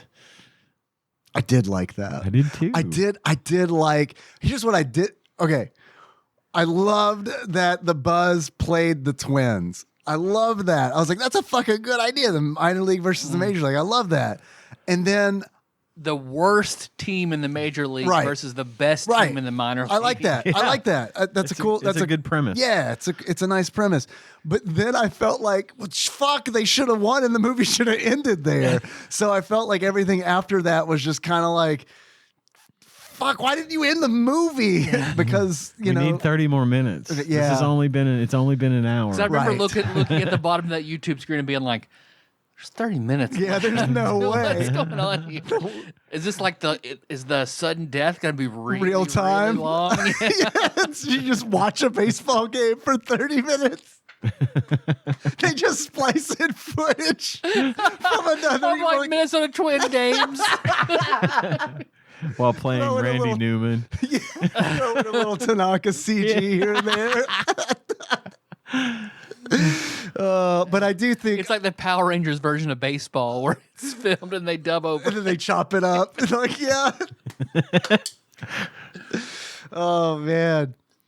What about so obviously Major League 4 would be back to the minors, being like the Little League.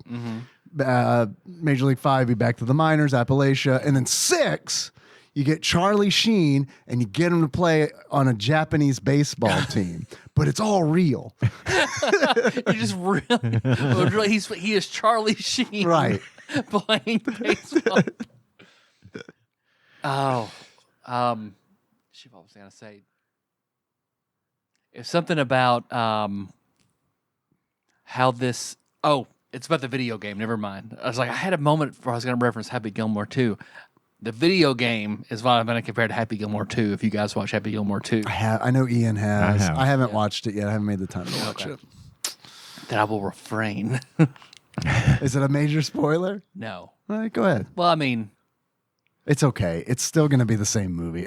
I feel like Happy Gilmore 2 isn't the one where it's like a big spoiler or anything. But well, he's not really. I don't think he's having to dismantle or try to make a new golf league not happen, like an extreme golf league. Maxi golf. Yeah. And it's like this thing that these dudes come up with that's like extreme golf and like I would all fucking watch the shit out of Maxi League Golf. Maxi golf would be fun to watch. It's a fucking great idea. It is. what's the idea?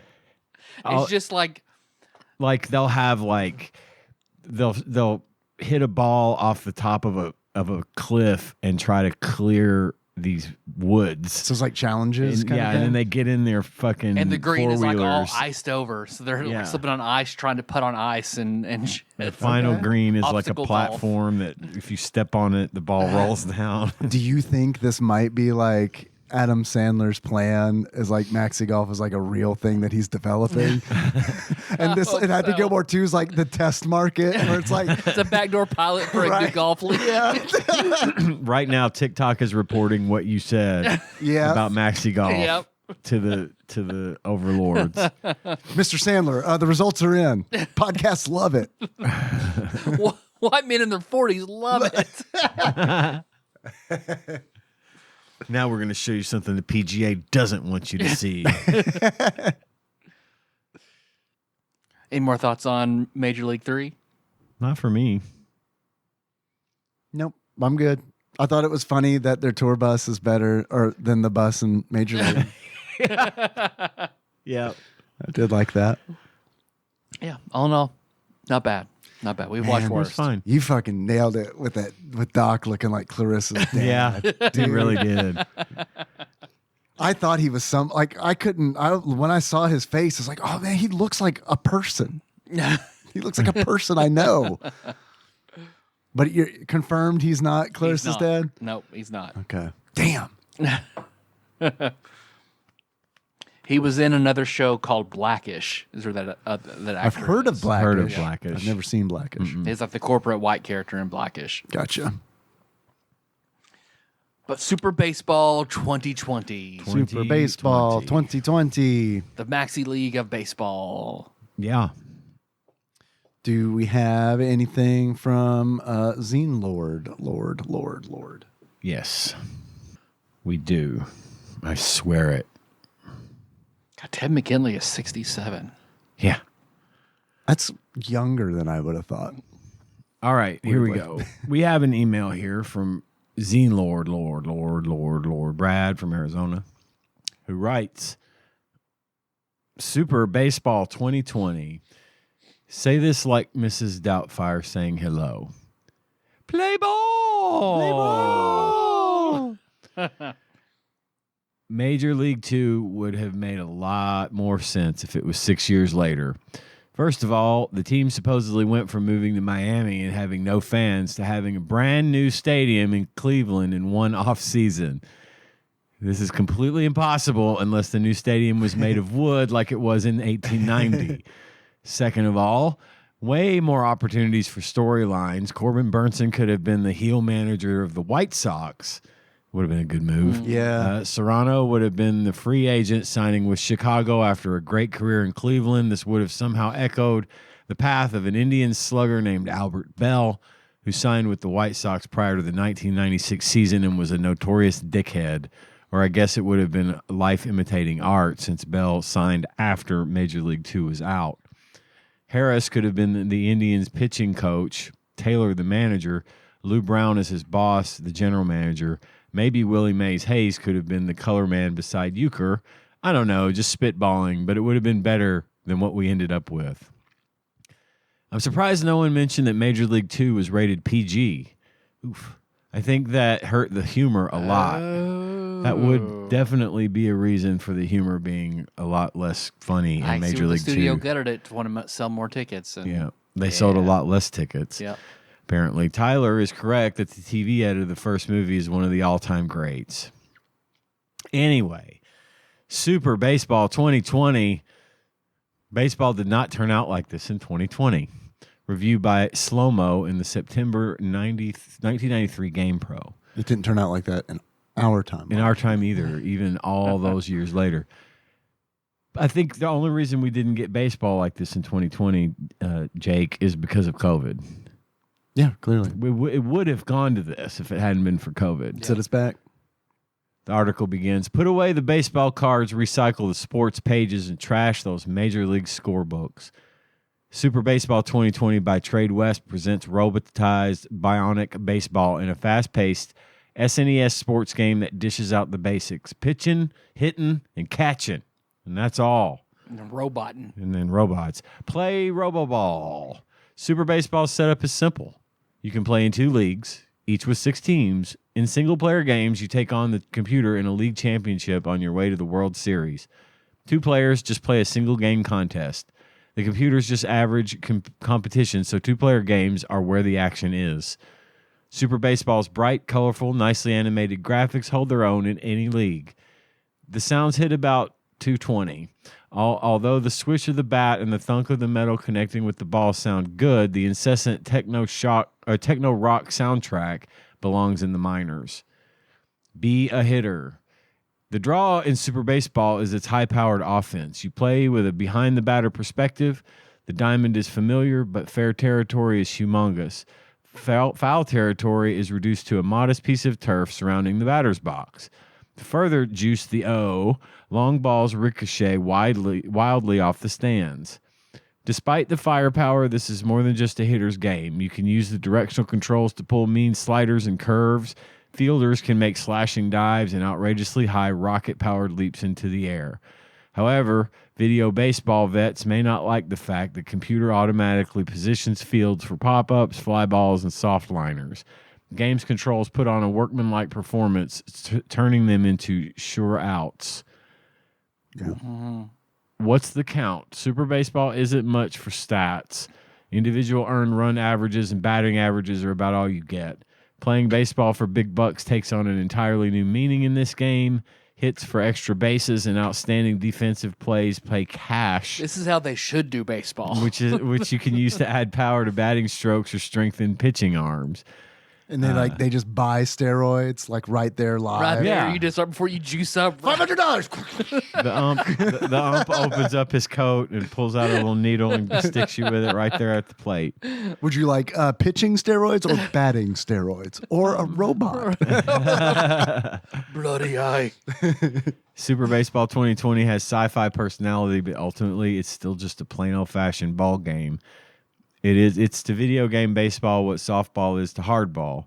A good game, but competition is what you make of it. Ignore this game's high-tech flair and you get a solid game of baseball. However, traditionalists and stat junkies may prefer to attend other ball games.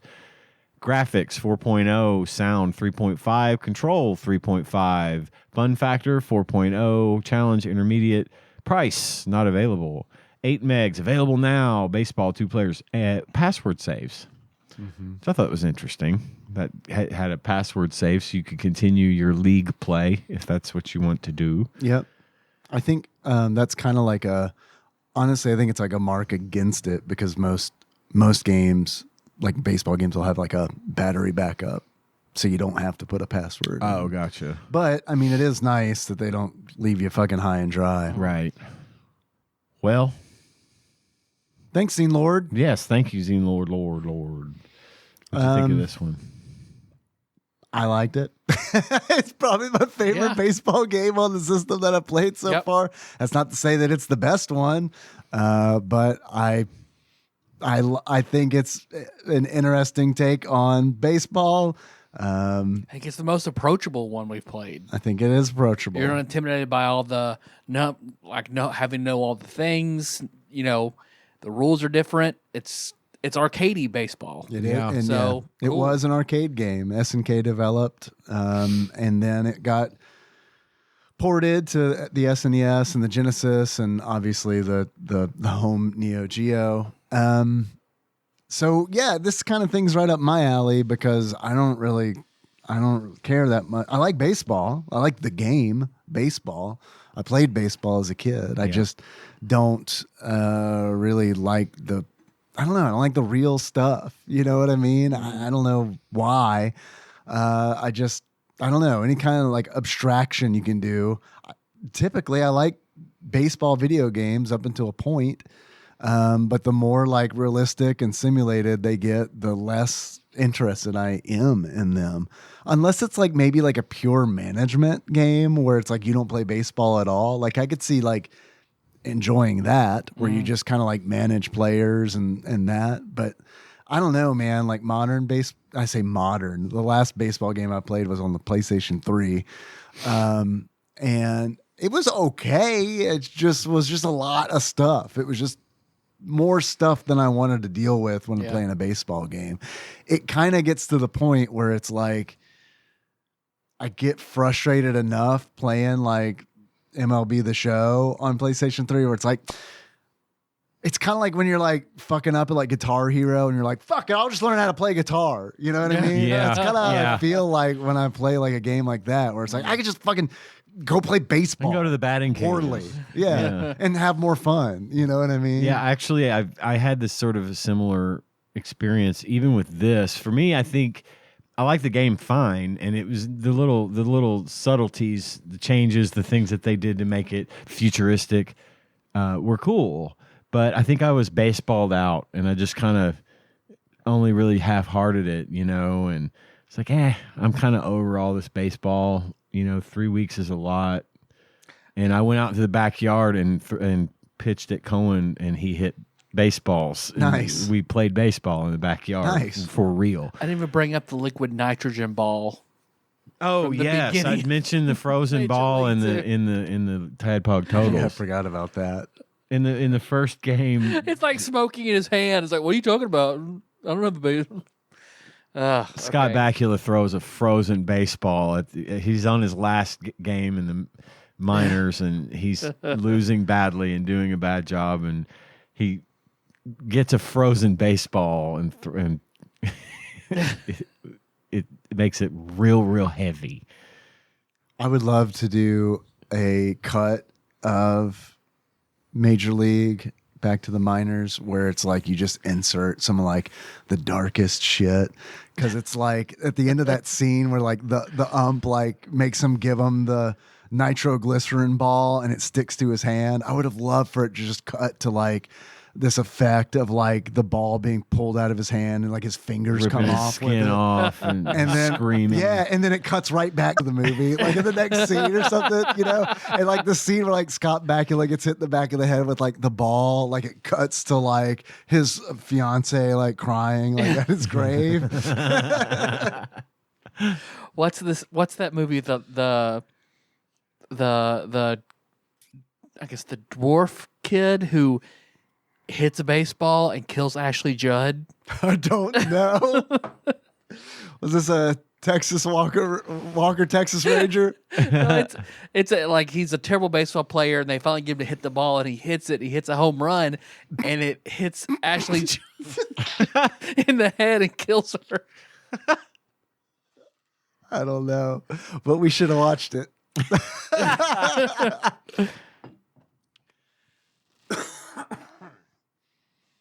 Ashley Anyway, Judd baseball movie. It didn't do it for me. Simon No. Birch. Not really. Oh, I've never seen that one. But now that I know that that's in there, I'm going to have to watch.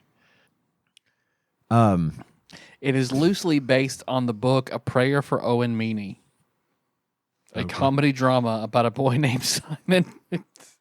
kills Ashley Judd with a baseball. Have you seen this? No. I've seen just that on TikTok. Scene, yeah.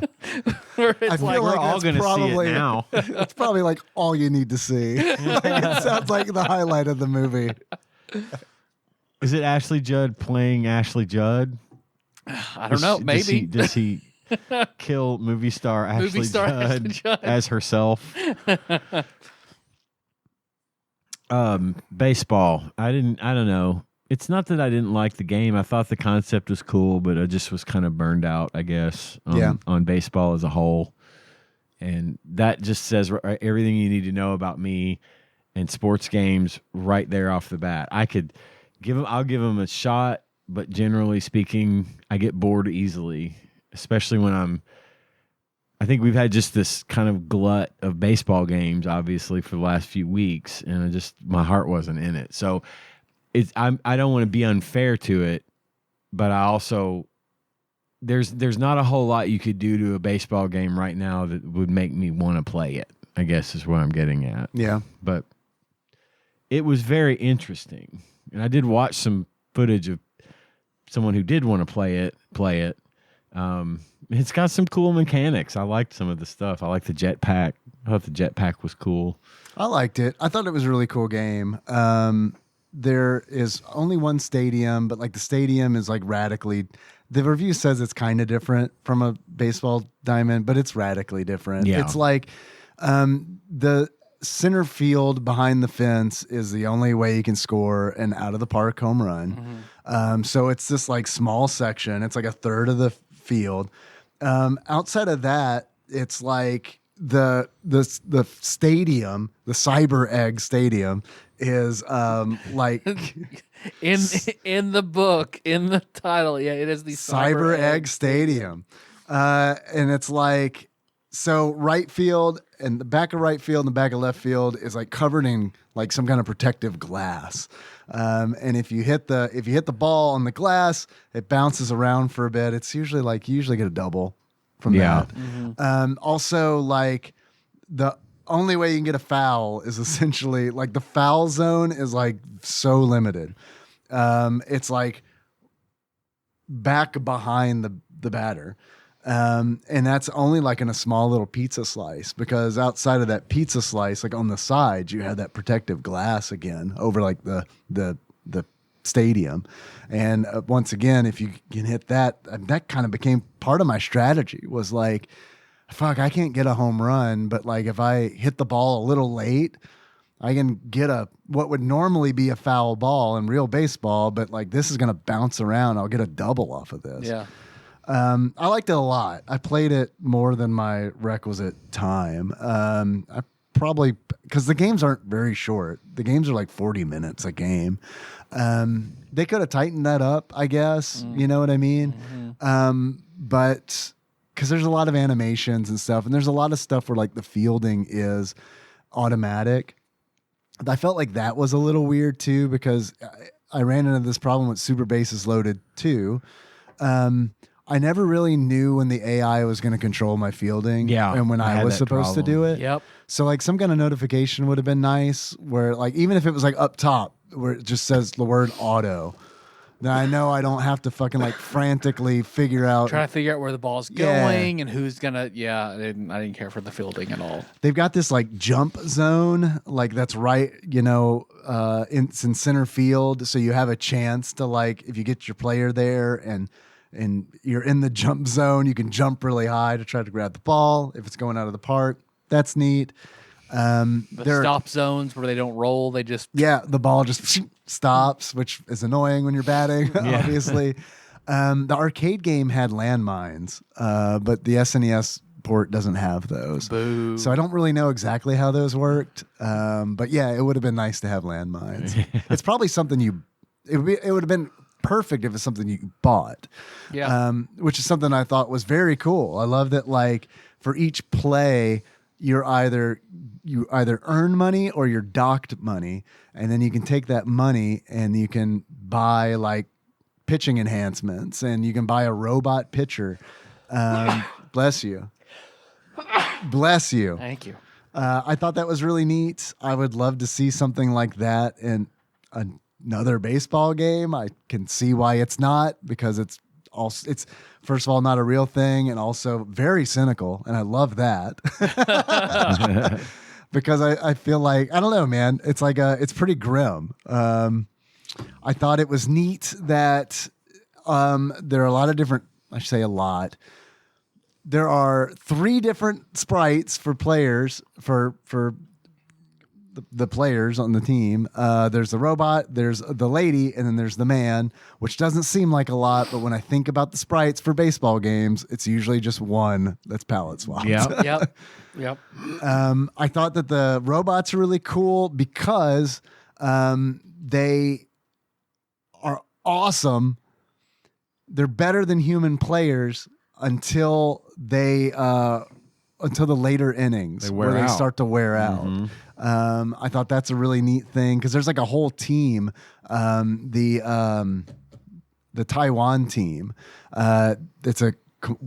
They're all robots. The team is just all robots, and I played as them one time for a game, and it was like, man, this fucking rules. And then we got to like inning 8, and my fucking robots are like sparking and pitching slower, batting worse. And I'm typically, when I play games, I hoard my resources, which that came in handy because then it's like, all right, I'm spending all of my money now. Durability. Yeah. And I was able to win that game because of that. There are like all female teams. The Tropical Girls is one of those. And then Angels. Yep. The Battle Angels. Is another one. There are other teams that are like a mix. I don't know. I thought it was neat. I like those power-ups. There is, instead of the 7-inning stretch, there's Lucky 7, which Fantasy 7 style. just restores all your energy. That's kind of it. Yep.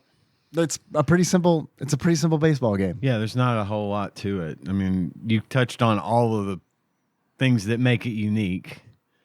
Aside from that, yeah. And I think it's good that, like you mentioned, Tyler, it's good that they simplified the gameplay.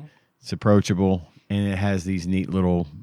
It gives you the opportunity. I think one of the reasons they made this game simple to play is so that you have the opportunity to take advantage of all of the extra stuff in the game, like the money and the purchasing of this or the buying of that. All those things that make this game unique would be hard to get to if the game was hard to play and you couldn't earn all that stuff to begin with. Yeah. Which, I mean, I was able to sit down and hit it most every time I was at bat. Hitting and pitching were fun, and I didn't have any problem with it. It was just the fielding. Yeah, and I liked how you could move back and forth in the batter's box or side to side. You could like line yourself up when you saw the pitcher, you know, make him force throw you on the inside or something. You know, I thought that was kind of cool. Their 250 mile an hour fastballs. Yeah, the change-ups in this game are like a standard fastball and like real baseball. Yeah. So yeah. Did you guys have any achievements? I have a few. Okay, where are they? I have a couple, actually. I decided to take quotes from Revenge of the Nerds, starring Ted McGinley, and make achievements for 2020 Super Baseball because there weren't really any great quotes in Major League Back to the Minors. My first achievement is you just got your asses whipped by a bunch of nerds.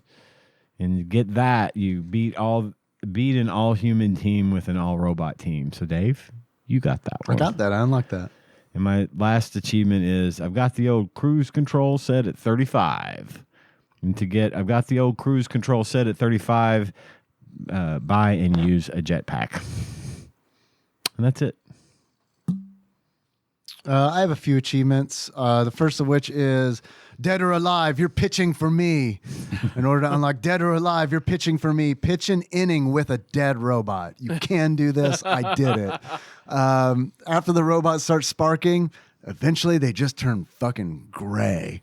And they throw like their fastball is like 50 miles per hour. And they are the worst. My next achievement is I hate to watch you go, but I love to watch you leave. In order to unlock that, you strike out as any player on the Battle Angels or Tropical Girls. I'm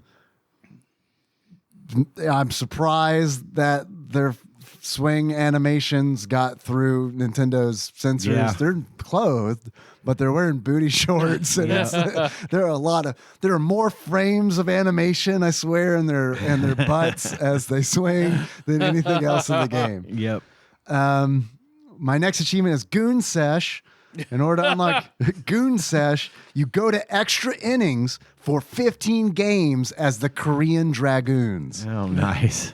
My last achievement is Rube Goldberg Device. In order to unlock Rube Goldberg Device, you need to have a robot catcher who performs an error when throwing to second base.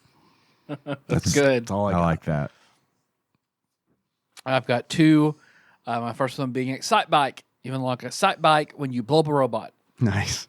Cool. And the second one is Bury Me With My Money. You unlock that by not spending any money and losing it to the end of the game. Hell yeah. I love the callback. Bury me with my money.com. Is that still is that still a thing? Was that the URL? I can't remember. Ugh. I don't know. I'm gonna look it up right now. I have the technology. Bury me with my money. How much do you guys think this game is if you were to buy it? $17. Let's just say $15. $17 and $15. Actual retail value of Super Baseball 2020 for the Super Nintendo, loose on average, according to PriceCharting.com at the time of this recording, is $12.41. Tyler again. You got me. It's a good price, though. Yeah. Yeah, I'll probably buy this one. I planned on buying Super RBI Baseball after we found out that it was rare, right? Yeah. Yeah. And on average was selling for $10. I could tell you that the ones on eBay were not $10. They weren't like crazy expensive, but they were like $20, and it was like, nah. Yeah. You had your heart set on 10. It's like, nah, I don't think so. What do you guys think Flopsy has to say about Super Baseball 2020? I'd say they probably liked it. I'd say 3 stars, maybe 3.5. I'm about to say 3.5 stars. 3.5 stars, and this would be common, right? Common or uncommon? I could see it being uncommon, Just actually. because it's not a franchised game. Yeah. You guys can take as much time as you want. For whatever reason, Super Baseball 2020 is not where it should be. So I looked in the 2020. Is it 2020 Super Baseball? That's what I just Oh, looked that at. what you okay. Now the first game in the book is 3 Ninjas Kick Back. Oh, this episode is going to get a bunch higher ratings now. I'll put it in the SEO tag. In this SEO. I was hoping, like, did they miss a game? I could do covered it. I could Got do it. 3.5. Okay. I could do 3.5 stars uncommon. 3.5 uncommon. Dave, what do you think? You just looked. But I didn't see it. I just found the page it was on. That's what makes looking for these very difficult, is because I try to just see the titles. Use your peripheral vision to see it. Right. Yeah. That's why I struggled to find it. And then I freaked out where it wasn't where I thought it would be. And so we're good now. I think 3.5. I think 3.5 is sound. It was published by Trade West for the SNES. And what year was this? 93? Ooh. Yeah, 1993. Oh, well, that's pretty early. It's pretty You could have had early. a wider release. But also I feel like SNK ports didn't like really blip on the radar a whole lot. So I don't know. 3.5 stars, uncommon. That's kind of where we were. Yeah. Sorry, I was frantic over here. I wasn't paying attention. No, you're good. We said 3.5 and uncommon. Okay. Hey, that's perfect. 3.5 uncommon. All right. According to Flopsy, a.k.a. the Ultimate Nintendo Guide to the SNES Library 1991 through 1998 by Pat Contry, courtesy of Monster Mole Mike and a shadowy mysterious benefactor. Super Baseball 2020 on page 302. Availability, uncommon, 4 stars. Ooh, okay. Okay. Missed it by That much. Yep. That's a pretty good score for a baseball game, Yeah. especially a non-Ken Griffey labeled baseball Right. game. Yeah. I liked it. I recommend it if you're like not serious about it. Yeah. I feel like if you're serious about baseball, you might not like it. You know what I mean? Because you could be playing Ken Griffey Jr.'s. Right. Yeah. Yep. So I think next week we talked about Rambo. Yep, we're going to do Rambo. Mr. Turley's planning on coming by. Hell yeah. Hell yeah. I've never seen Rambo. You two have not ever seen it. I haven't either. I'm very anxious to hear your feedback. It's one of Melissa's favorite movies ever. I remember you Great mentioning movie. that. Have you seen any of the Rambos? Nope. I haven't Not either. a single one. They're all good for different reasons, but I honestly think this one has the same effect on as Terminator. So Terminator 1 was Terminator 1 and Terminator 2 was like way more money, way more investment, way more this, way more that, and that's kind of the way Rambo went. The first Rambo is a little bit more low budget, a little bit it's just a good movie with a good story. Rambo 2 was a little bit more over the top. It was still good, Yeah. but just in a different way. And More of an action movie. yeah, and then you've got Rambo 3, Rambo 2. This one's called First Blood. It's actually Rambo is called First Blood. And then Rambo 2, Second Blood. Second Blood is not the title. First Blood again. First more blood. more blood. Firster Blood. First or blood. Nice. Less First Blood. Late blood. Then you get into some of the more modern Rambo movies, which they take the violence up to a fucking 11. And the movie's actually called Rambo. Because isn't Rambo in one of the Mortal Kombats? This one's called.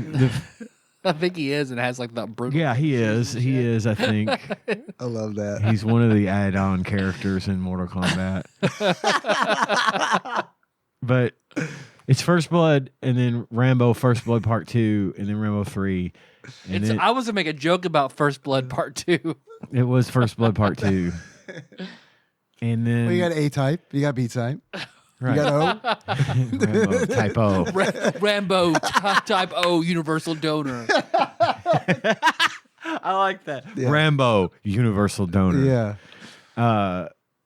They start ramping up the violence level in the later films, in the more common, more recent ones. And then the last one was called John Rambo, which is honestly, in my opinion, the second best movie in the series because it's more like the first one. Return to form kind of It's deal. kind of, it goes back to its roots a little bit, and I really liked it a lot. Mortal Kombat. What was that? 11. Mortal Kombat 11. John Rambo. Yeah. Okay. Wow. But I'm excited. I think you guys will like it. Cool. I hope so. I'm looking forward to watching it. My experience with it is very much like Conan the Barbarian, in which I am familiar with it. My first introduction to it is from Weird Al's UHF. Okay. Yeah. Conan the Librarian, and then the Rambo. Right. Yeah. So Okay. that and Gremlins too. When Gizmo ties the bandana around us. Yeah. Cool. Tyler, Yes, Dave. I've had a lot of fun today talking about things. Hell yeah. Hell yeah. If you were to give this game a beard that sums up how you feel about it, what kind of beard would it be and why? I would give it the beard of Android 20. It was the only Android that has a beard. That you can see. That's true. That you got a human, tangible, visible beard. Krillin likes the fur burgers. Tyler, Yes, Dave. if you were to give this game a pair of glasses, that sums up how you feel about it. What kind of glasses would it What be? are glasses if not a trucker hat, but for the eyes? I've always said that. Yes. Yeah, it's weird. So I have give that it- as a bumper sticker Yeah, on it's my Lens car. Crafter's motto, I think. Yeah. It's their slogan. So that's why I give it Android 13's trucker hat. Nice. First time ever a Hell yeah. hat's been used as glasses. Hell yeah. Big fan. Where's my trucker hat? Link in the show notes. Dragon Ball Abridged. abridged. Yeah, it's great. Because they have the whole montage, Darth Vader style of the trucker hat coming onto the android. All right, that's all we got. What do I say? I don't remember what I say. But how about Patreon? Patreon. Patreon. If you want to donate to the show, it's easy and simple and accessible. Go to meatsquid.com. Go to meatsquid.com. Yes, we need to get some mileage out of that domain. That's before right. It I need to go expires back to next that year. restaurant.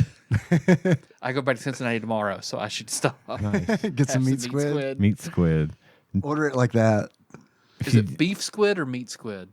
Oh, shit. I think it's beef squid. It's beef squid. Fuck, we got to buy meat squid now, too. Beef squid. Now that that's out there. Diversify our bonds. That's right. Then put those domains up for auction. Patreon. Chicken squid, beef squid, meat squid. One of these is going to hit. Squid. Beef squid's people. Anyway, patreon.com/tadpog or beefsquid.com, we think. If you want to give us money, if you give us $1, you have access to the library of bonus content we have out there. It's awesome stuff. If you give us $5, you'll be considered a Tadpog Jake, a Jake tier Jake. And once a month, I will read the list of $5 and higher, between $5 and $20 donors as Jake, without revealing your actual name. And if your name is actually Jake, oh my gosh, what are we going to do? We'll find out. I'll probably just say Jacob, a.k.a. Jake 10 or something. But we also have a third tier that is our executive producers.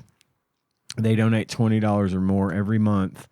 And a lot of these people have been doing it for a really long time, and we are so grateful. Hell yeah. Not only for all of our, we're grateful for all of our donations, but this is crazy how long some of these people have been donating. So keep up the good work, so we can keep up the good work. And I'm going to read the list of our executive producers now, like I do every week, starting with Cubicle Jake, Sandwich Jake, Phil H, Jake Bug Prime, Nathan E, Matt, aka Jekyll G, Pinball Airplane Arch Jake, Chris Edler, sorry you couldn't be on this episode, That Nice Jake from Michigan, the Louisville correspondent, Princess Jake Suela Banana Hammock, Flava Jake, Taryn D, Jake Pope Sandwich, Lord Jake, Jake Enthusiast Jeff M, and last but not least, Jesse Jake.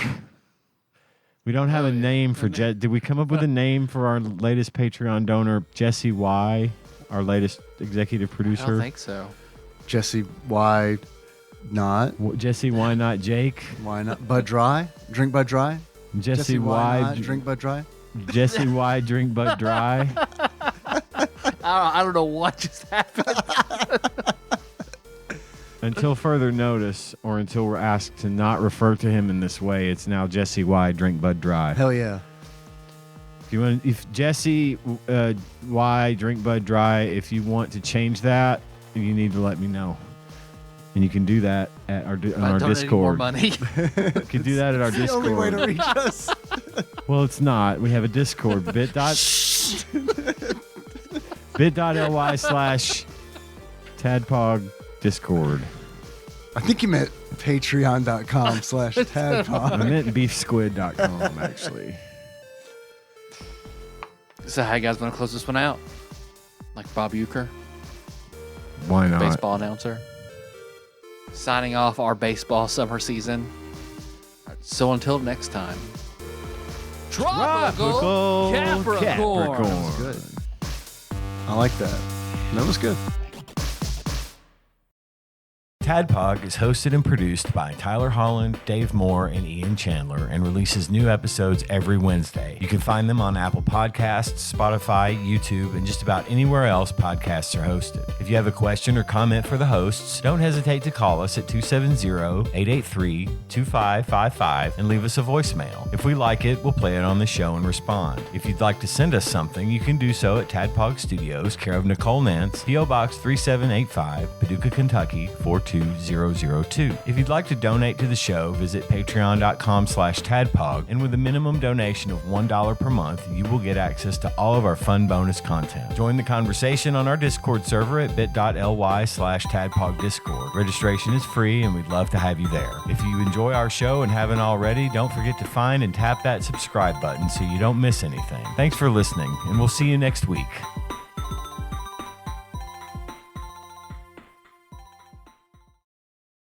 So now a dramatic reading by Tyler. My favorite inside source. I'll kiss your open sores. Appreciate your concern. You're gonna stink and burn. Rape me! Rape me, my friend!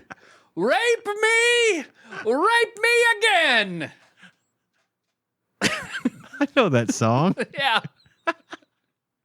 I watched Cartman do a barbershop quartet of it today. Oh, I have to look that up. That's awesome.